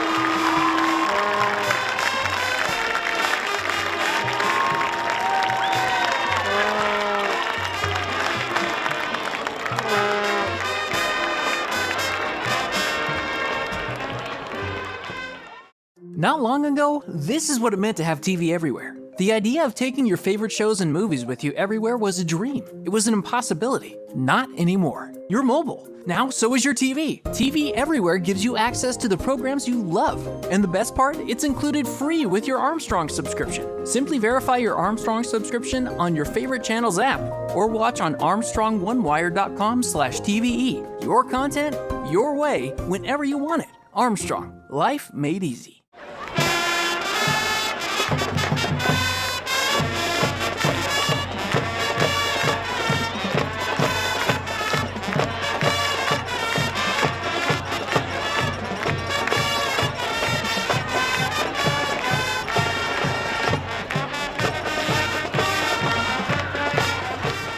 Here at halftime, it is Riverside 28 and Ellwood City nothing. Quarterback Ben Hughes of the Panthers, 3 touchdown passes. That gives him 17 on the season in 6.5 games. 2 touchdown passes to Shiro, 1 for 53 yards, 1 for 35, and that's why Shiro comes into the game. Albert Nathan, 30 catches for 582 yards, nearly 20 yards of reception. He's improved on that average, and they've done it all here in the first half without their leading ground gainer, Hunter Nolf, who's been pulled out of this game with a concussion. He had 891 yards in the first 6 games. Ellwood showed some kick there in the first half. As once again we said, their first possession, they went 77 yards, only they have the touchdown by Wilson nullified by a holding penalty, and after that it's turned completely in Riverside's favor. The final touchdown coming with 6 seconds left on a turnover, a sack of a quarterback Gibbons, and right away used to the air to Nathan Shiro. Bingo, that's the way it was, 28-0 at the half. Well, we were pleased with the game plan by Ellwood City, running the football inside and outside, holding the ball away from a powerful Riverside offense, and then at the end of the game we talked about letting it get a little greedy. And I think Eddie, we believe both of us. They should have ran the clock out and went in 21-0, and the kids would have came out with a lot of hope. Now they're on their heels. We're going to see if Riverside puts them away early, or if Ellwood City comes out with some toughness. That word you've used a lot, Eddie, and that's what Coach Lemens is trying to teach them. You know, one more score for Riverside is 35-0, and you have the mercy rule. Yes. But the only thing happens with the small schools, the mercy rule, they only have 30 players. Right. So you don't get that wholesale substitution. They can only substitute so many players. Couple things I was impressed with. Number one, both teams running the jet sweep very well. Both teams executing on the run, turning up the field. Wilson for Ellwood and Shiro for Riverside. Second, I thought both quarterbacks threw the ball well when they had time. We know that Hughes can really throw the ball, but Gibbons threw the ball well also. I thought Riverside started to take over the line of scrimmage, which I thought really changed the game. Ellwood held their own for a long time on the line of scrimmage. Then Riverside started dominating. And we said both teams are young, and Ellwood's really young. Albert, they really on offense only have one senior that they're playing out there, so they're all going to be back next year for them. And when you look at Riverside, the senior, of course, is that leadership Hughes, a 3-year starter at quarterback, but Nolf's a junior. Of course, Shiro's a senior. They have some young players up front. So both these teams next year are going to return a lot of players. You have to think that Ellwood's going to be a lot better next year. They will be. First-year coach, putting in the RPOs, putting in the offense that he had. That's a big adjustment, Eddie. We're used to running power football, and all of a sudden you're going wide open. There's a big advantage of Coach Shire being here in a couple years, and the kids know what to expect. They're still learning what Coach Lemenza wants at Ellwood City. Well, you would think another touchdown for Riverside if they go up 35-0, that maybe Coach Ronnie Shiro wants to get Hughes out of the game and Nathan Shiro out of the game. He's being cautious and not playing. Of course, that's probably a medical decision on Hunter Nolf, because after this they have 2 more conference games to go. I would think they'll go 2 more scores before they come out. When once it gets to 42, that's usually the time they take people out. That's what I would say. For Ellwood City, they cannot look at the scoreboard. That is what they've done a great job. They practice hard. I watched them practice. Coach Lemenza and his staff do a great job at practice. Get him to buy in and play hard as a high school kid. Do not look at the scoreboard. And I say come out and do the things you were doing in the first half. Go back to try to running the ball. Just don't come back out and try to throw it all over the place. He'll mix it up. He'll mix the RPOs in. He'll mix the jet sweep. He'll mix the pass in. And that's what he really wants to do. You build on this game, Eddie. That's what you do. Powell had a really solid first half. Nice running back. Running the ball. Nice running back. I like what you said about he turns up, gets his shoulder square, and finishes his runs. Finishing runs are so important, Eddie, in the game of football. For a young team, when you're 0-7 and you answer a touchdown by a long drive, it looks like you're 7-7. You're all fired up. Then it goes against you, and then that mentality seeps in. Here we go again. Yeah, that's why my voice went down. I happen to live in Ellwood City, but it wasn't because of Ellwood City that happened. I know the power of Riverside offensively, and I wanted to see a good game. And when that happened, I could see the sails go out Ellwood a little bit like, oh, no.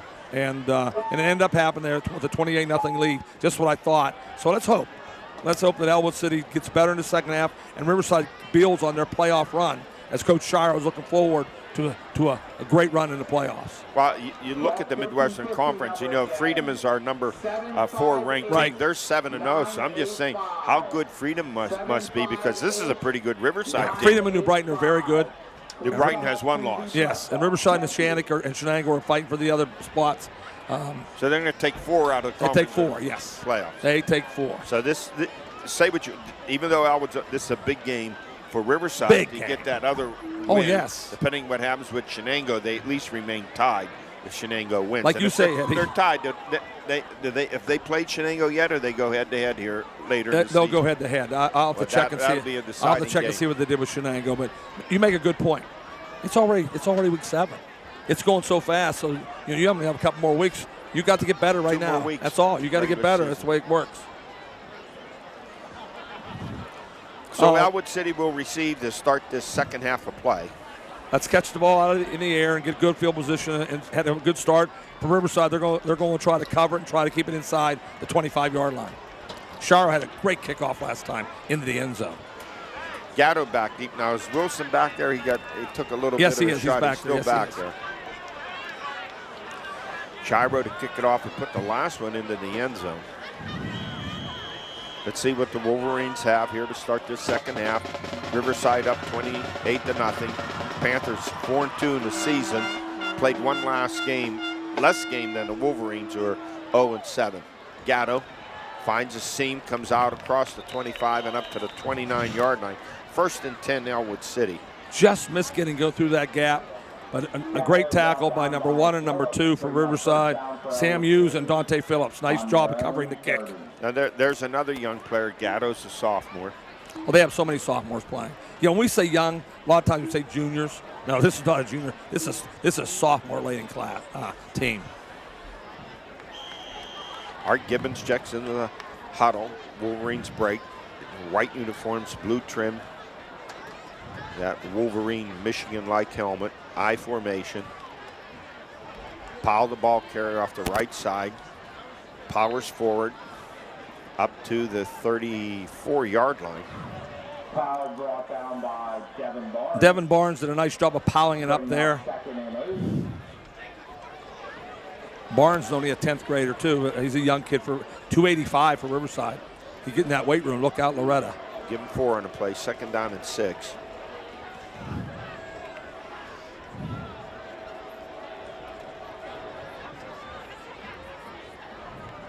I formation for the Wolverines. Gibbons back, fires out here in the flat and short hops it. His stride was too big on that pass. When you stride too far, Eddie, you lose your zip. You have no zip on the ball. Got to keep your feet underneath you. Brings up a 3rd and 6 in that incomplete pass. That was a good call because he was open.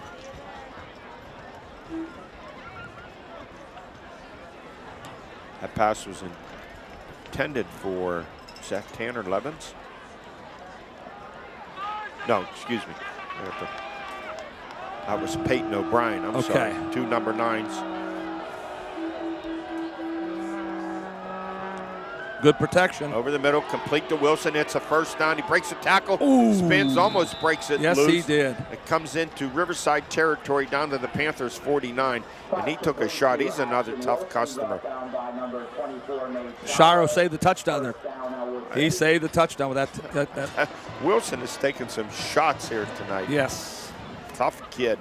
1st and 10 for the Wolverines at the 49 of Riverside. We're going to continue to build on that word for both teams. One of the most important things you can deal in football is be tough. And I came into believing Gibbons couldn't throw the ball. Albert, No, he can throw the ball. He does Oh, a nice no. job. Gibbons can Very throw the nice ball. job. No, Gibbons can throw the ball. There's a little counter action. Powell takes it, picks up 2. Down to I think that was number 10, Eddie.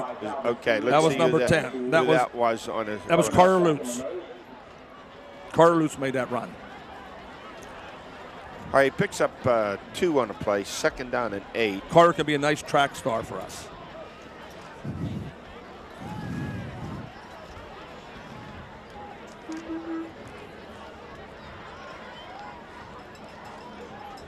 Flanker left, split end to the right, I formation. And it's Lutz again, the ball carrier. This is very similar to the first drive they have of the game, man. Yes. Remember that? Holding the ball, moving the football 4 yards at a time. Right now, I'd right now be telling the kids, I'm going to run the ball twice here. We're going to go for it on 4th down. We're going to run it on 3rd and run it on 4th. That's what I'd be saying. Brings up a 3rd and 6. Let's get 4 yards on the run here and then go for it on 4th and 2. Let's see what Coach Lamenza decides to do. They've hit Wilson over the middle on that hook pattern successfully. Wilson in a slot to the left. Here comes the blitz from Riverside. Here comes the blitz. Pass Wilson complete. again. Nice throw. Complete to Wilson. One more block here. He You might needs get a one block. block. He cuts Yeah. inside. One man to beat, and he's tackled and dumped at the 15-yard line by Nathan Shire, but not before he picks up the 1st down on that pass from Gibbons. And Gibbons is impressing me the way he's throwing the ball here. Yeah, Gibbons Albert. gets time. He can throw that football. He has a strong arm. He's a good baseball pitcher for Ellwood. Really impressed with Ellwood City staying in the moment, coming out of the locker room. Whatever Coach Lamenza said to him, you got to be impressed. And now we'll see if Riverside can have a nice goal line stand here. 1st and 10 at the 14. I formation.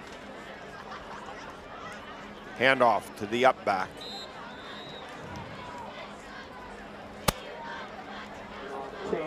That was Storm Chambers.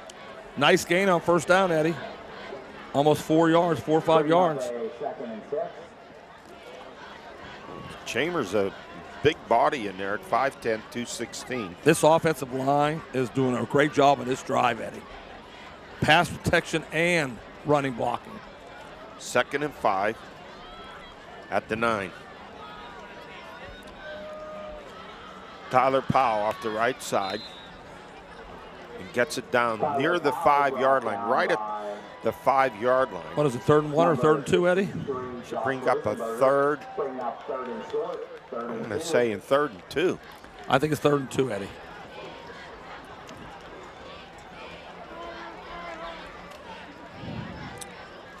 I'd have to say this is Ellwood City's best drive of the year. Let's see if they can finish it off. They'll spot the ball right at the 6-yard line. So get to the 4. They have a 1st and goal. 6 for a score. I formation once again. There's Powell. Pulls his head. Storm Chambers. No, it's Storm Chambers. Chambers 44, in for the touchdown, Eddie. and he's in for the score. Storm Chambers with the touchdown. What a drive by Ellwood City.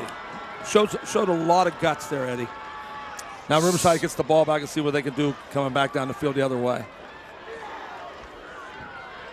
71-yard march for the score. The offensive line of Ellwood City demands all the credit on that one. What great blocking. And Smith's kick is up, and it is Wide left. good. Wide left. Had a great distance. Had good distance on it.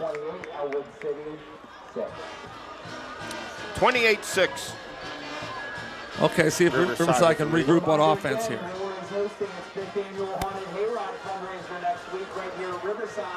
Actually, Albert, there are 2 long drives they've had in the game, have the Wolverines. Yes, This they one, have. 71 yards in 9 plays. They started the game with a 77-yard drive. Yes, they did. In 14 plays that was nullified. These are little things that you build on. I know Kurt Augustinelli, the athletic director at Ellwood, had to be very pleased with that drive. That reminded me of his teams where they ran the ball down your throat, mixed in a couple passes. And I know Ronnie Shire was telling them right over there, listen, boys, we're Riverside. Let's get back out here and play some football. Well, hats off to the Wolverines and Coach Lamenza once again. And we follow this closely. You see, even though teams, how are they playing? Are they still playing hard? Yes. That tells me one thing. Coach still has the kids believing in what he's doing. Eddie, what a great statement that is. And you only have two things you control of. Number one is how hard your kids play, and number two is how well they execute with regards to penalty. There have been many penalties. I mean, it's been well done. Riverside's already in place. Coach Charo does such a super job with his staff that they're already in place with Coach Hand as defensive coordinator. So you expect great things from Riverside, but that was really impressive what Ellwood City did right there. 28-6, 7:39 to go here in the third quarter.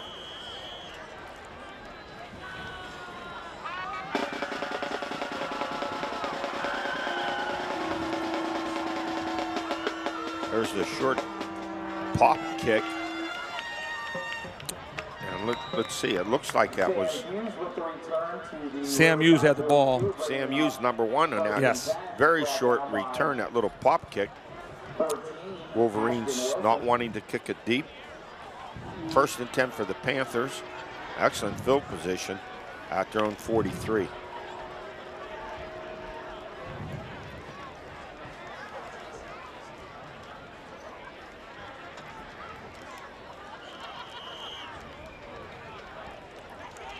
High formation.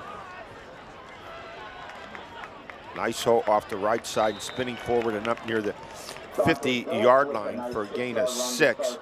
Nice hard run Phillips. by Dante Phillips. Nice hard run. Nice form tackle by Tyler Powell.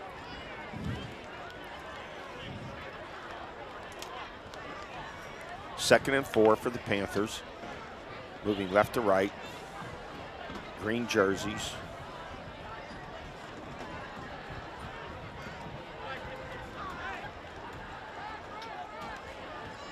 First down, Phillips off the left side, down to the 45 of the Wolverines. And Albert, give that Riverside offensive line credit. Oh, no Those question. guys are doing a great job up front. If you ask what anybody in this area, what Riverside is known for, that's it. They're great offensive line play. They've always had big dudes that dominated. They still continue to do that. You know, Phillips not a big, the 5'8", 160. Finish his run. Finish his run. Hard. Mm-hmm. He's going to get it again. Finds a huge opening off the right side. Takes it down to the 34 of Ellwood City, and another first down. Yeah. Avery Wolf, Nathan Kingston, Isaac Zellum. What a great job by the offensive line. Personal foul, Ellwood City. First, I'm sure it's a first down. Looks like it to me. Payne Hoover. We had an infraction at the end. And Josh Rosenberg. Yeah, the personal foul, you don't want to see that. That's when you get chippy. That ruins everything you did on that first drive. Keep your mouth. Don't say a word. Don't do anything out of the ordinary. Just play football. 1st and 10 at the 20. Phillips, right side, bangs his way down to the 15-yard line. This is just plain old power football. With a 5-yard run, bring up 2nd and 5. Ronnie Shire must have said at halftime, listen, defensive, let's do this, and it didn't work, but he said offensive, we'll stick with our game plan. And run it down your throat. And linemen love They love that, don't they? Yeah, they do. Rhythm. Yeah, they do. They get excited about that. And great lead blocking by number 33 also. 2nd and 5. Avery Orgavan. At the 15. Here's Phillips again. He is a workhorse here tonight. He started this game off at 160. He might be 150 when it's over. He's down to the 12-yard line. If I was Ellwood, I would jump into a goal line defense. I'll be shocked if anyone's doing anything but run the ball down their throat. Let that cock run down to 5:20 already. 3rd and 3 at the 12.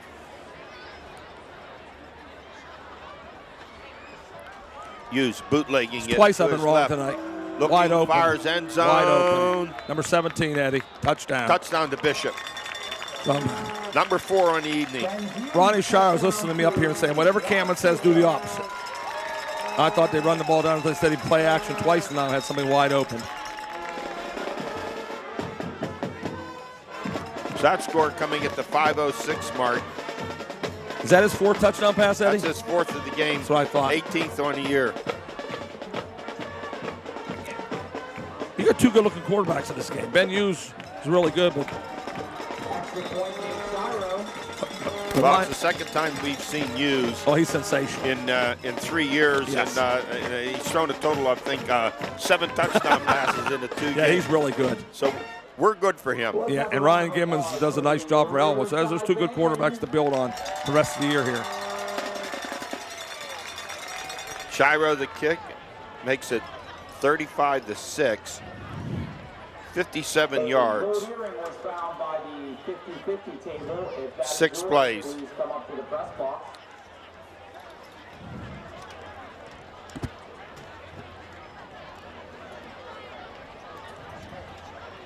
What he does there with Hughes, which he's done on a number of occasions, and then the game films coaches say, hey, you just can't crowd the line of scrimmage. No. On third. So now that gives them the option. You're going to stay back. That's good play Their calling. running backs are good. They're going to run the ball on you. That's good play calling. You creep up a little bit. That bootleg was perfect. Twice wide open. 2 of his touchdowns. The other 2 he dropped in perfectly. And the play fake was outstanding. Yes. Nice job by Hughes. And the offensive line set that all up. Wow. Nice kickoff. Wow. Shiro puts another one in the end zone. You talk about jack of all trades. Shiro does it all. Some schools interested in him as a kicker. Didn't you say Henry did some kicking also in high school or not? No, he did not. I thought he maybe was the punter. I didn't realize. I thought he might. No. We had another kid who was Okay. a punter, and the other quarterback, Mike Zachary, was the kicker. Okay. The defensive back, Dan Dianello, was the punter. Okay.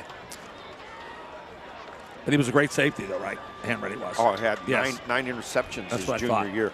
All right, let's see what Ellwood does here on the offensive side. They last time had a great drive. 35-6 here in the third quarter. 5 minutes to go. And here's Oh, straight there's up a the hole. middle. There's Powell. He finds a seam across the 50. He does have one man to beat. The 30. He turns it back. Oh! And what a effort. proverbial shoestring drops him at the 16-yard line. Dante Phillips, what an effort.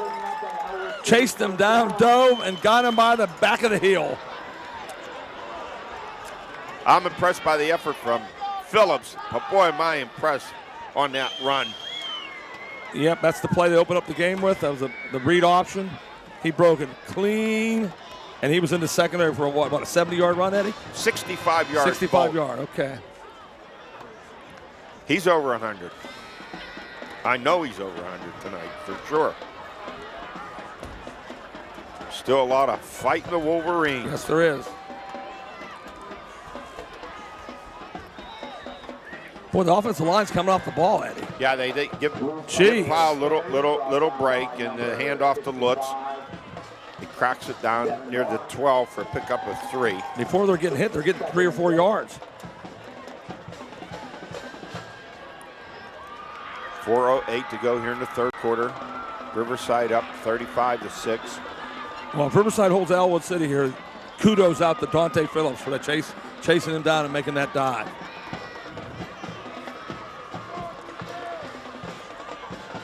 Gibbons brings the Wolverines up, I formation. Hands off to this fullback straight ahead. Storm Chambers. Tanner Levens makes a nice play there on defense. I think he gets 1 on that play. Should be 3rd and 6 at the 11.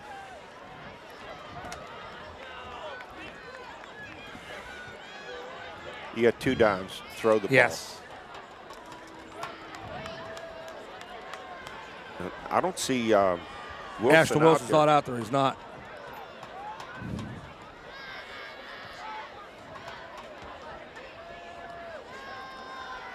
Gibbons.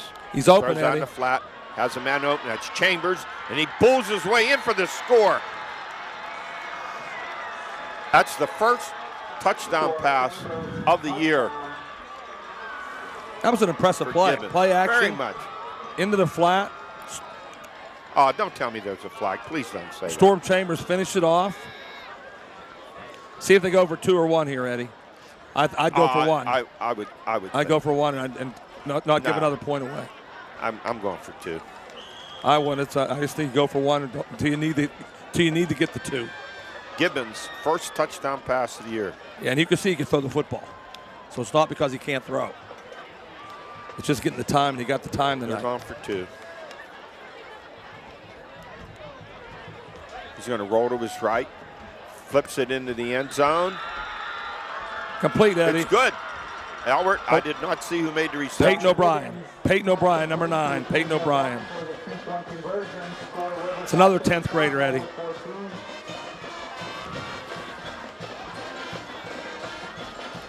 The fight of these two squads have been nice to see tonight. Both teams fighting hard. 35-14 the score. 80 yards in 4 plays for the Wolverines. Wow. They could go to practice and say our offense has got better tonight, Eddie. Come into the game with 28 Yes. points. They have 14 up on the Right. board. But more than that, it's how they've kept the fight in the game. Yes. Eddie's had Never seen anything. you wouldn't but have known it. You wouldn't know the full-throttle record. Effort. You wouldn't know the record. No, wouldn't know the record. And that's what football's all about. No, that's what sports is all about. I know Riverside's going to be good again next year, but Ellwood City's going to be good. Well, they're going to be better. Yes. They're going to be better. Yeah. Sports is about fight. It's about toughness. How about and that's what they're Gibbons, doing. A lot for his confidence. He's I think it's his best game of the year thrown. Oh, no question about it. And he gets his first touchdown pass of the year. You say that means Beautiful. a lot to him. Oh, yes. you saw his hands go up there. He was so excited. And remember, these are high school Then kids. 2-point conversion. Yeah, this is awesome. And the offensive line, both squads have to be, given a lot of due. We always talk about that, Eddie. We always want to do that. But too many people look at the skill players. You always got to give those offensive linemen. This is 2A Midwestern, but I've watched Hughes play enough, Albert. He could be a quarterback for a lot of 6A squads. teams. Yes, he could. Easy. Yes, he is. Another short kick. Not sure why the Wolverines are popping it up like that. And another outstanding field position. Brody Barton returned that one. Out at the 43-yard line. Gave the Panthers great field position. Yeah, they started last time at the 43 and this time again at the 43. 2:55 to go here in the third quarter play. It is Riverside 35 and Ellwood City 14.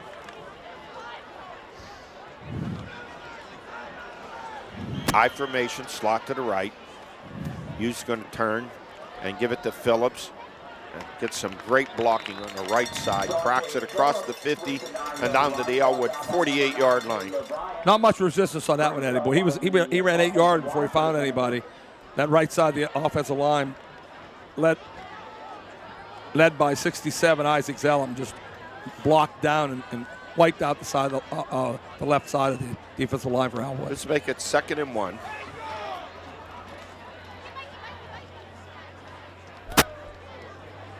First down for Phillips off the right side. Now, he has to have close to 18, 17 carries tonight. Oh, yeah, I agree.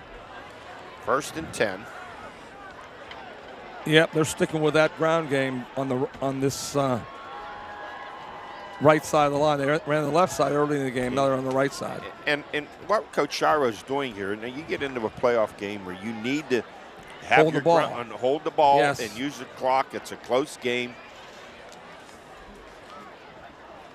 Not this time. Boy, the Ellwood City defense was right there. Phillips brought down by number 19, O'Brien, and number 53, Cameron Reynolds. Bringing up a 2nd and 10. Cameron Reynolds made an outstanding play there. And Peyton O'Brien stepped in, the sophomore. Yeah, that was a really nice job, taking on the block. That's how you do it, Cameron. That was excellent. He's a junior, Reynolds. 2nd and 10.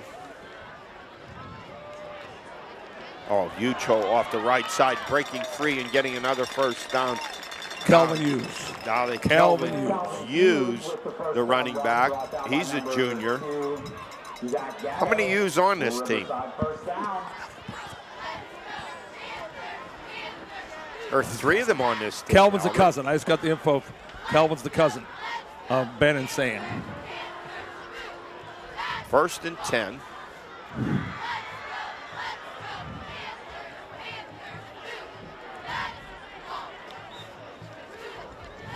Right at the 25-yard line. Once again, that was Calvin Hughes. They bring up a 2nd and 9. Dante Phillips checked back in the game saying, give me the ball again. Down to the last 40 seconds here of this score. But every time I said give them the ball, they play action and run, scored a touchdown. So I put the old whammy on Ellwood. Quick out pass. Shiro. And a great open field tackle. Zach Gatto. Nice tackle by Zach Gatto. Another sophomore. You know, that's a hard tackle with a guy like Shiro's elusive. He breaks out, he's going down that sideline. Yep. So that will bring up a 3rd and 6. Probably the last play of the quarter, Eddie. Ball to 22. That's going to be the last play of this quarter.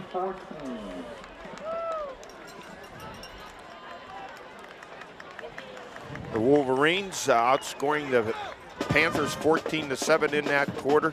So it's 35-14 after 3.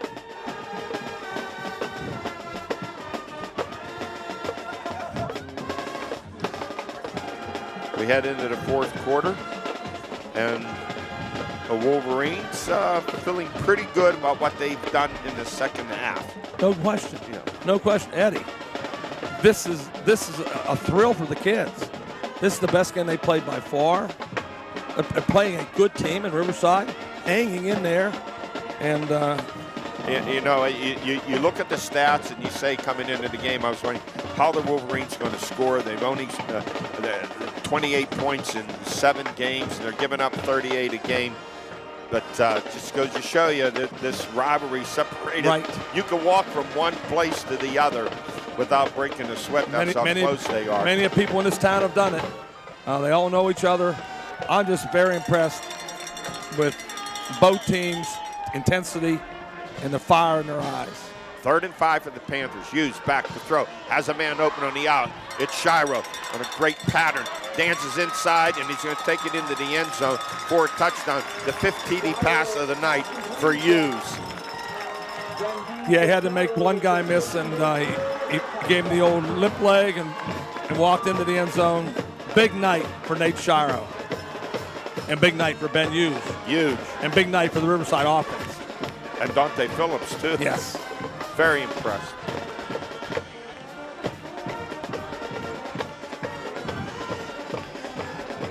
So Shiro, his 3rd touchdown reception on the evening, and he adds the extra point. He came into the game with 72 points. So Albert, he's up over 90. He's approaching the 100 point total on the season. Yes. Shiro. Yes. 22 yards on that TD pass.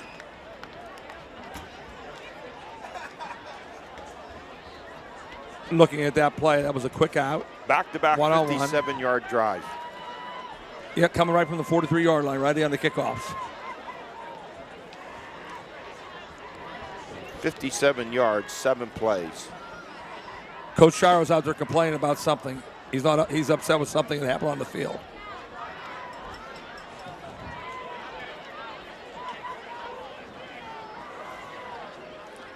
Yep, he's not happy. He's not happy. About. Something I think happened to Tanner Levens. Tanner Levens, something. Tanner said something, and I don't know what happened, but you could see he's not pleased.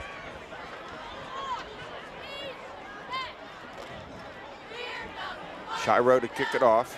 42-14, the Riverside Panthers with 11:53 to go here in the game.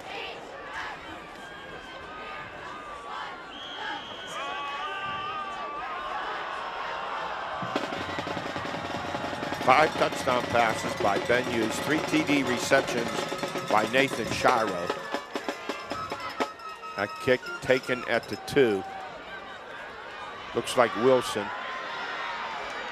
And a nice return. Nice return. Wow, this kid loves to play football. How many? There's another flag. How many passes in this game has he was thrown, Eddie?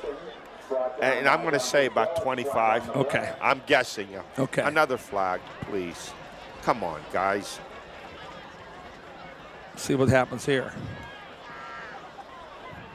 Get a little chippy now, Eddie. I don't like that. I don't either. A good rivalry. I don't either. No one talks, they play. Because referees are going to keep an eye on it. That's what they're going to do. See what the call is. Personal foul. Block below the. Is calling that against the kicking team? Yeah, somebody else came down and dove into somebody's legs. Oh, no, they called a horse collar. Calling a horse collar here. All right, so they'll add 15 on.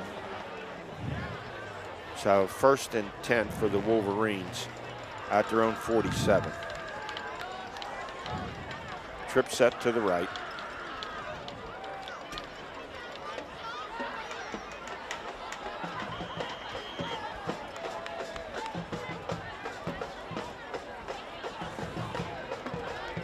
Gibbons in the spread. That's off to Powell. No running room. Looks like the inside zone, Eddie. And yeah, you look right there. Tanner Levin's right there in the middle of the Powell, as well as those guys up front. Yep. Zellum.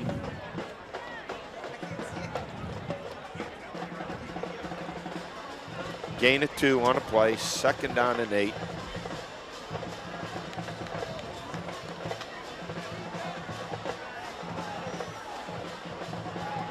Motion, Wilson. He gets it on a sweep. Turns the corner. Fights his way up over the 45 and down to the 44. He'll be a yard shy of the 1st down. Broke the first tackle. As you said, he runs hard, Eddie. He's a gamer. He's a baller. Everything. Yep. Kickoff return. Does a little defense, bit of everything. Yep. A little bit of everything. 10th grader, yes.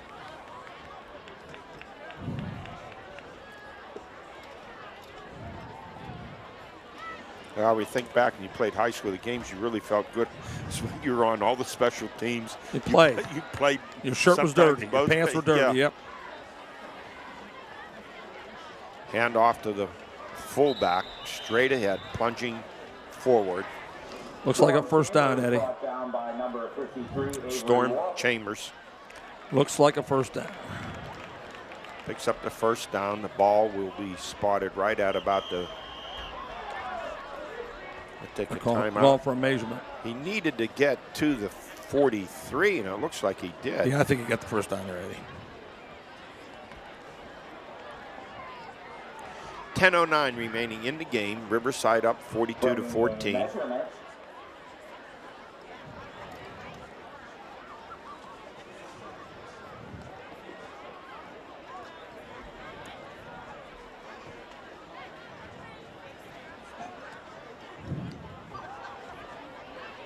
First down.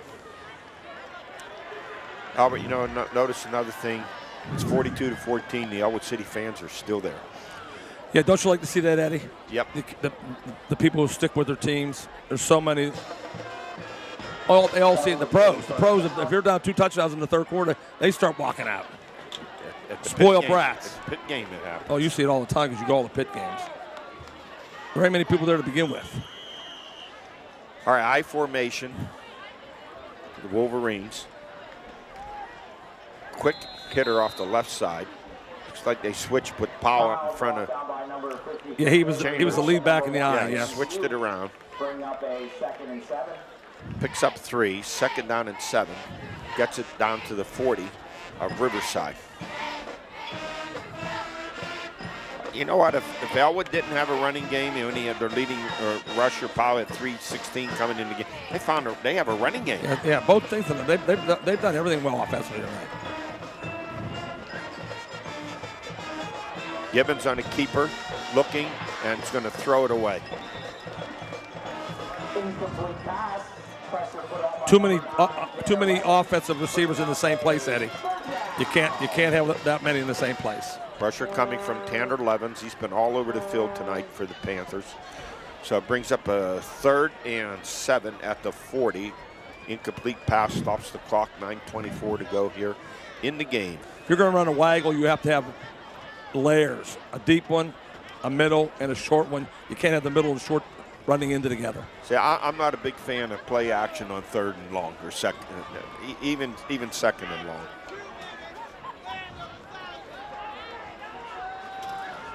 He's open. Oh, nice pass over, complete to Wilson, and it's a 1st down at the 30-yard line of Riverside. Great job of working in practice against man-to-man coverage and running a lot of crossing patterns. That's what you do against man-to-man. Ronnie Shiro's been known to run a lot of man-to-man. That's what you do. How many receptions has Wilson had? Wow. He's had to have 6 or 7, yeah, right? no question. And a couple of big plays that cost them yardage, receptions that they nullified. Yeah, their offense is coming to their own tonight. This is a game that Gibbons has grown up as a quarterback. Yes. Straight up the middle. There's a hole. Comes the big guy, Chambers. Nope. No? That was number 23 again. Is that Powell again? Powell, yep. They're confused. They're switching those two back and forth. Another nice run by Powell. Well over 100 another first yards down here tonight. Picks up another 10, 1st and 10 at the 20 for the Wolverines. This drive having started at their own 47-yard line. Have to be impressed with the Ellwood City Wolverines offense tonight. Wilson going to get it on a sweep to the left. There comes the pursuit from the backside. Nice tackle by Sam Hughes. Well, he read the jet sweep there, jumped it quickly, and did a nice job. A freshman linebacker, 5'10", 175. Yeah, think about that, a 9th grader. He's going to be a heck of a player.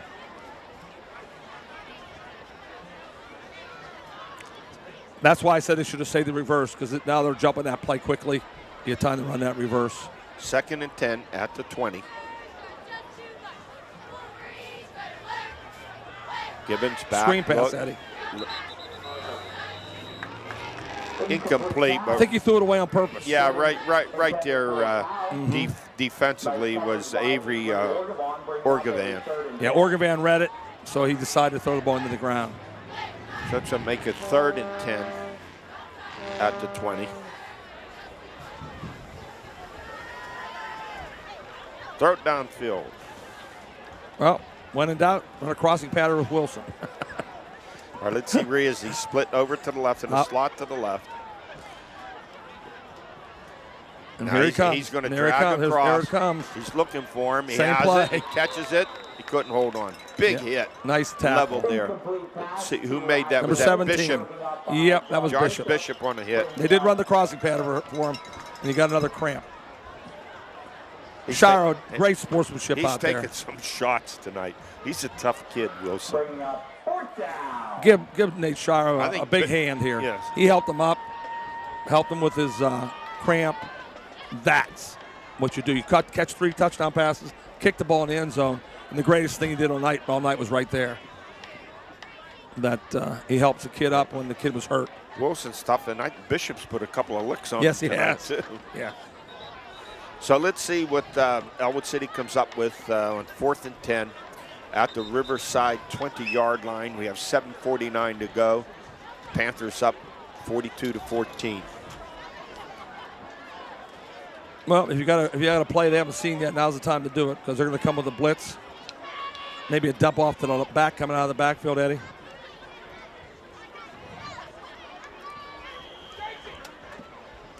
O'Brien. I'd just like to see Wilson just run a streak fade, put the ball up, let him go for it. He's not in the game right now, so they're going to somebody else.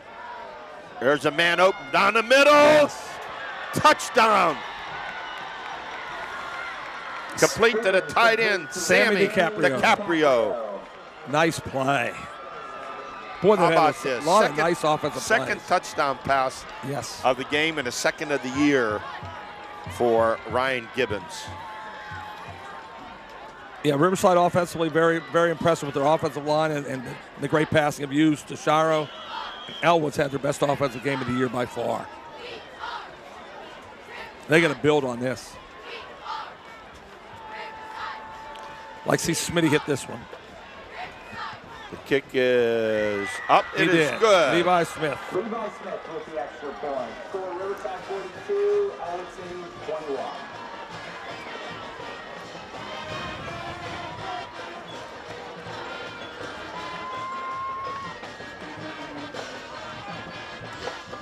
Well, another nice drive by Ellwood City.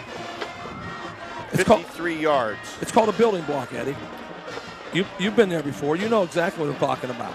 53 yards in 11 plays. You have to They start did- someplace. They did the job on the ground. Yes, you have to start someplace.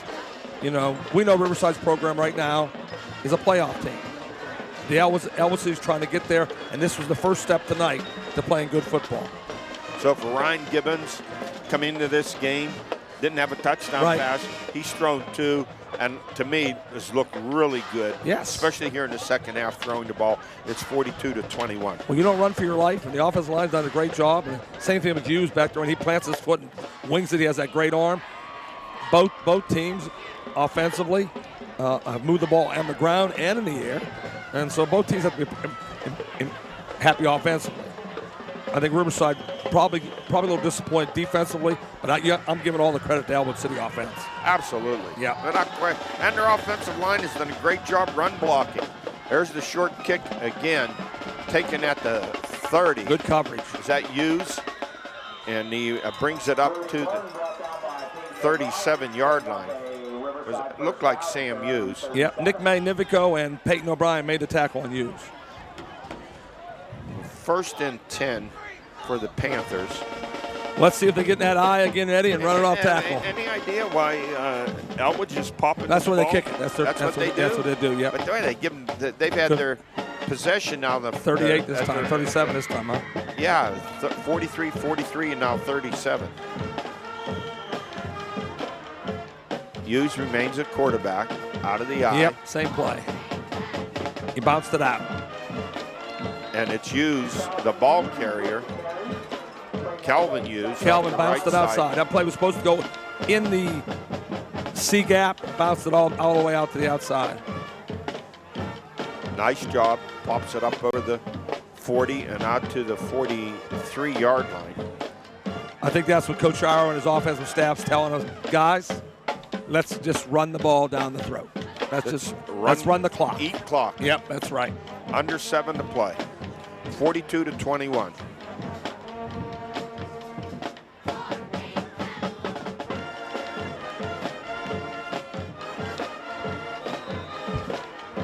Nice tackle by the left side of the Ellwood City line. Hughes again off the right side.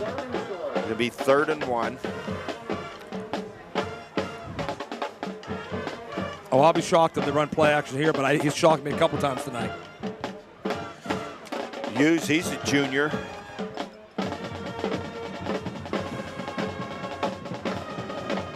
That's Calvin Hughes, a junior. Yes. Sam Hughes, a freshman. Right.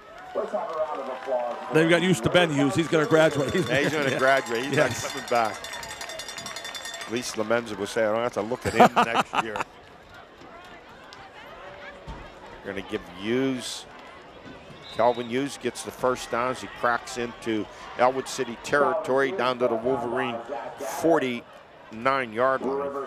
Here comes Dustin Hurd on the offensive line, making little substitutions here. I see some white pants out there. Yeah, Avery Wolf getting a break.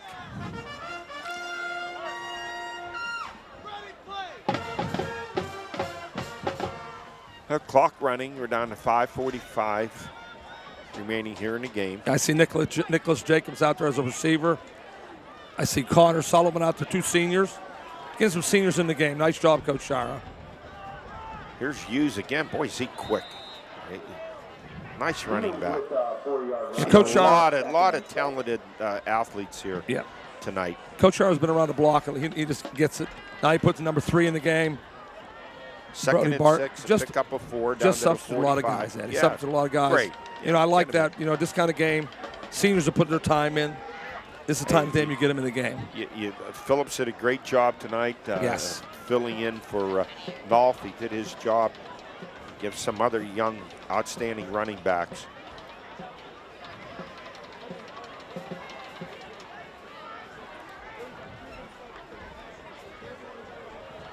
Uh-oh, down the right sideline, breaking free is Brody Barton, sophomore running back. Anthony Spatafore. First down. Spatafore ran him out. Anthony Spatafore ran him out. Are they bringing us back? No, there's somebody hurt, Eddie. Okay, I did not see the player, Ellwood City player down. They're calling illegal procedure. Oh, they called a penalty too? Yeah, illegal procedure against the Panthers. I think it looks like Noah Bunny. That was a kid who's gone both ways. Mm-hmm.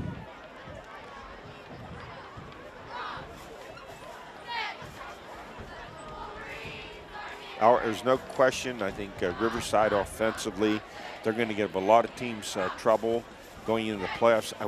I wonder about them playing defensively. Yes. Defense. Oh, no question. And they're going to meet some good teams. Yeah, they're going to look on the film and say, how do we straighten this defense out? Ellwood moved the ball tonight. Oh, they definitely did. Looks like they're stretching his leg also, so it must be a cramp too, Eddie. Well, so much for it was 28-0 at the half. Everyone thinking this was going to be a mercy rule game, but the Wolverines come out in the second half, put 3 touchdowns on the board, and made a game out of it. Like we said before, we root for a good game. Yes, we want. That's all we want. We want to see both teams play well. You know what we want? You know, interesting. If they didn't try to get greedy at the end of the half, it's a 35-21 game now, and anything can happen. Yeah, right. Know, you know.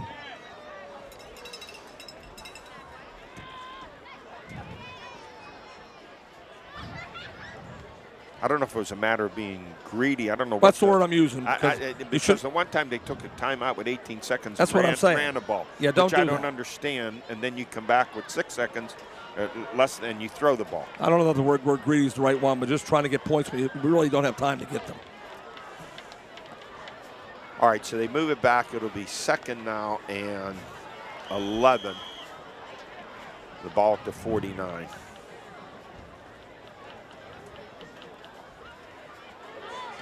There's a little crisscross counter to use, and he's wrapped up and dropped. Powell made a nice play there. 47-yard line. Tyler Powell. Brody Barton brought down by 3rd and 9. Spatafore also.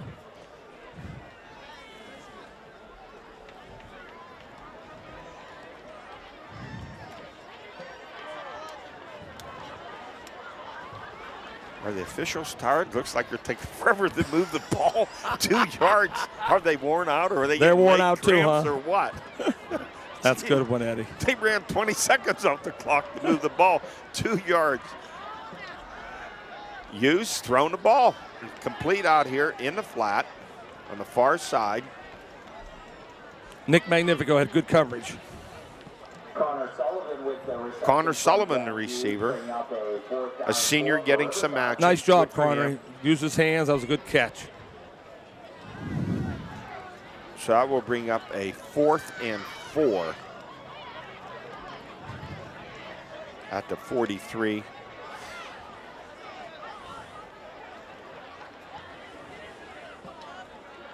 You just see Hughes taking his time. Yep. Looking at the referee and see when to snap the ball. He's going to throw it. Has a man open. Oh, one-handed catch.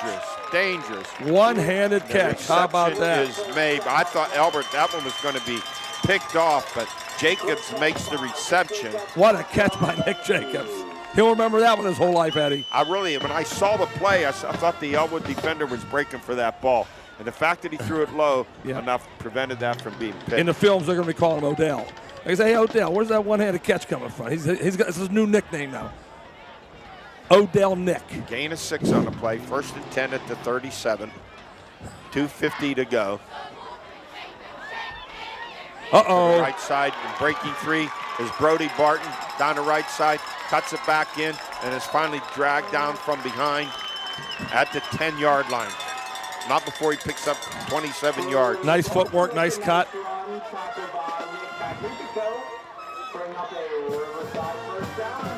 That's what that one-handed catch did. It kept the drive going, and now they're going to go in for another one. Yeah, I'm not surprised. I don't think Coach Shiro wanted to give Ellwood back the ball. No.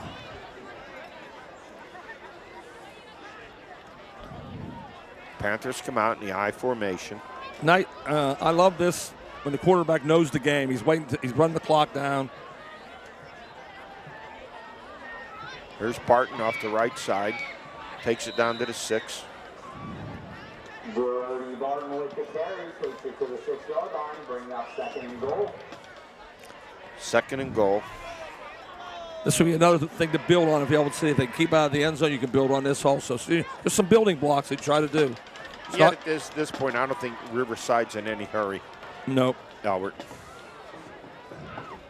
But in this rivalry, you want another touchdown. Riverside's going to try to score another one.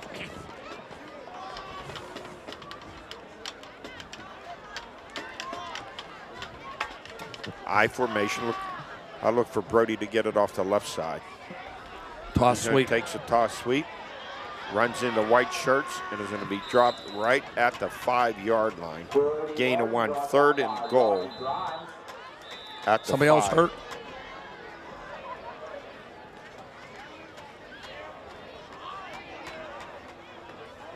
Is that Gatto? Yep, Zach Gatto. He's up on his feet, so he looks like he's going to be okay. So time taken with 1:27 remaining on the clock. 42-21, Riverside with the lead. Well, Eddie, looking back, both teams offensively have moved the ball up and down the field. We've seen an offensive juggernaut tonight. Never thinking that coming in with Ellwood City. No. Yep, and they scored to have their best offense. Right now, Ellwood's kind of wore down. Riverside's still attacking them on the ground, trying to get one more in this heated rivalry between the Wolverines and the Panthers. I don't know what Coach Lamenza said to the Wolverines at halftime, but you know, you're looking at a 28-0 deficit, and everyone's thinking, "Wow, what's this going to end up?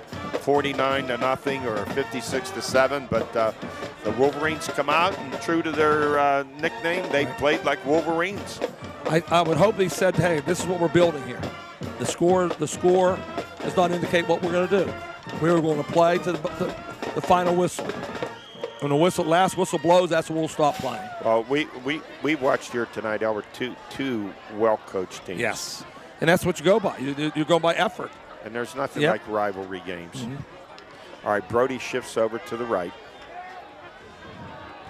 All right, comes back, left side. Is this going to be a play action pass or the fullback getting the ball? Yeah, he's throwing the ball.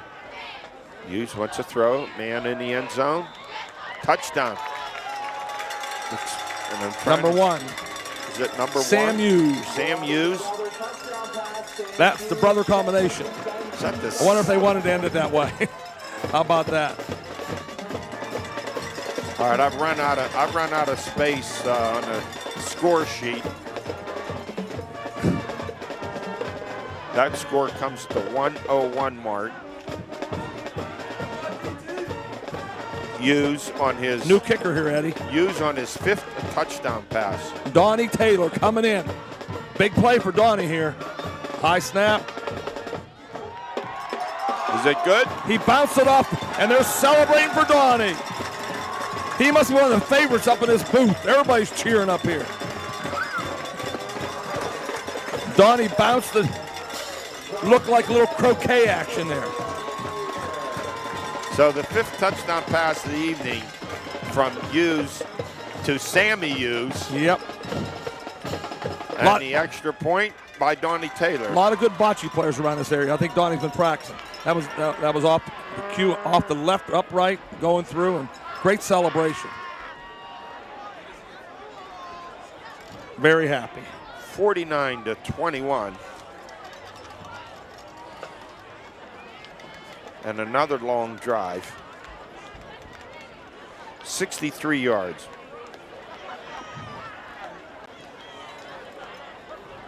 .63 yards in 11 plays. Panthers are celebrating on the sideline, which they should be, and a big win on a rivalry, trying for a playoff spot. And the Wolverines should have their heads up high on the other side, walking off, saying, "Hey, we competed." Well, 42 points scored here in the second half. It's like college football, Eddie. 21 by each team. That's Oklahoma, Texas tomorrow.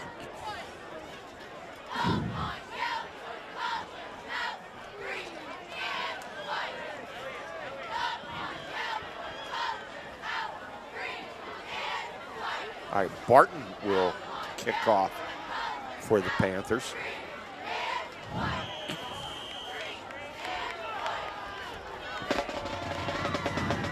Short kick. Taken at the 25 by Storm Chambers, and he breaks free down the left side. And finally brought down by Connor Sullivan and Brody Barton, and the big guy returns it all the way down to the 20-yard line. Storm was romping down that sideline, Eddie. Well, let's say he went out at the 25. Nice return. They're still playing hard.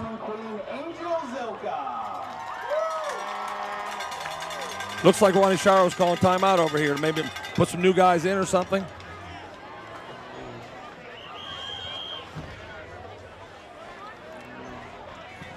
Chambers 5'10", 216. He's going to say to Lamenza, "You're going to give me the ball."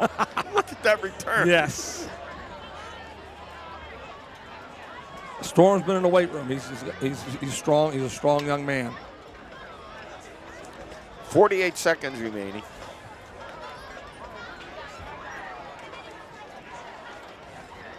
Wolverines. Maybe Gibbons looking for his third touchdown pass of the game. He already has 2, his first 2 of the season.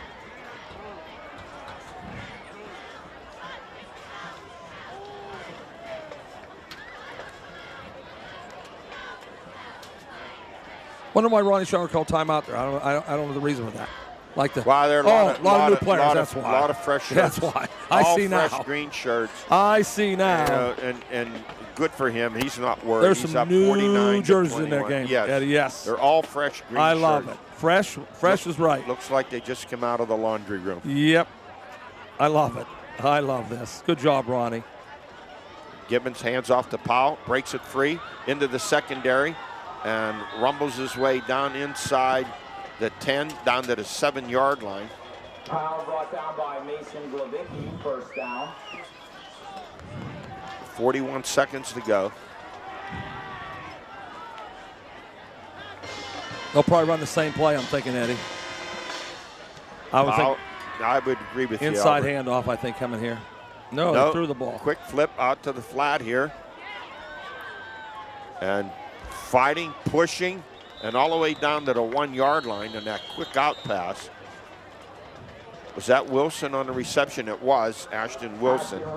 Albert, I lost track of this. He had at least 10 might be 10 catches. I don't know. We're going to have 6 players in this game on our spotlight on next week. It's the truth. It's the truth. 2nd and goal at the 1. See if Old Storm gets the ball here again. Bully's in. 18 seconds.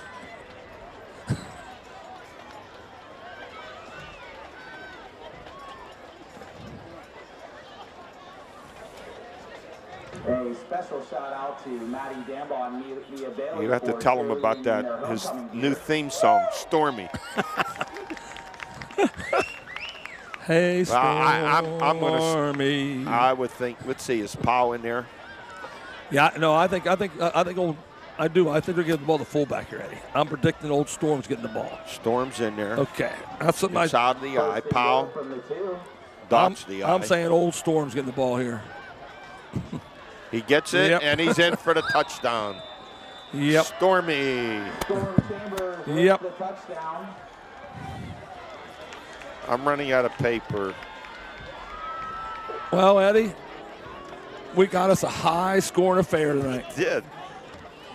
If they had fireworks, they'd have ran out. It's 49-28, going to be 28. So Storm, this was all Storm, the kickoff return, a 1-yard run. Smitty the extra point. He scoots it through. He does. Good catch, Smitty. With the extra point. 49 Riverside, Ellwood City, 28. The Ellwood City cheerleaders. 28. Cheerleaders doing more running tonight they've done all year. They're sprinting that goal post. Good thing Riverside didn't spring for Zimbrelli fireworks. They'd go broke tonight. Oh, you're not kidding. Oh, jeez. That's the only time you get a crowd at the Pirate games. This Bobblehead night or fireworks night. Ellwood, in our 14 years, it's the highest scoring game I Could think be. we've ever done. Now, Could be, Eddie. Well, we had the Riverside Ellwood game, 5 years ago? It ended up. That was a great game. Did Ellwood win that game? I tried. 28-26, I think it was, Eddie. Something like that. Something like And then we had the Riverside North Catholic game. 29-28. Yeah. We've had some good. Tonight ended up being a really good game, Eddie. It was. I'm pleased with both teams. Riverside, a playoff team, is really good offensively, wants to get better defensively, and Ellwood finally now can build on something late in the season, which is really good. 49-28. Looks like we have one kickoff and one more play. We do a post-game scoring show. We may not get out of here till midnight.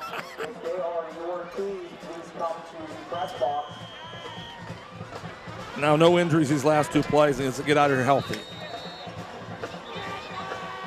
So let's see What's the referee? The referee calling another timeout? Wolverines. It's Gibbons. He's going to pooch the ball. Yeah, I hope he does an onside kick. What's that? I hope they don't onside kick. No. I just kick the ball down the field. 28 second half points, and Albert actually for the Wolverines, they come into this game having scored 28 in 7 games, so they doubled their scoring up. Big improvement, yeah, no question. Yeah.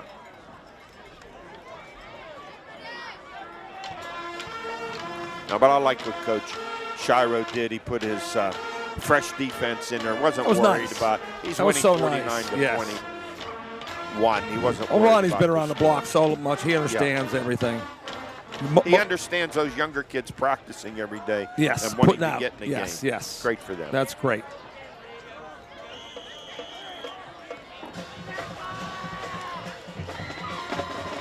And I noticed number 78. They are a onside kick. Well, I figured he called timeout. That's what he was going to do. By Hughes. You know, I noticed this player going out in the field with Riverside. He's a freshman, Connor Paulman, 6'7", 305. That's a pretty big guy. Freshman. That's a big dude. So we're down to 12 seconds. Hughes will take a knee. And victory formation. Yep, getting the victory formation right now, and that's it.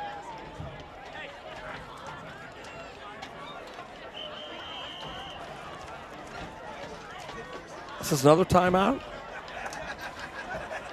That this was. I just remembered. We did a Pine Richland game when Jakovic was a sophomore.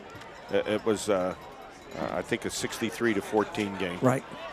You know, Eddie, I've never seen back-to-back timeouts in a 49-28 game. We've had 3 timeouts in the last 2 minutes. I thought it was being McDonald's by now. I've never seen the officials run 20 seconds off the clock moving a football 2 yards. No, it isn't like it's 12-8. It's 49-28, and people are calling timeouts. Jeez.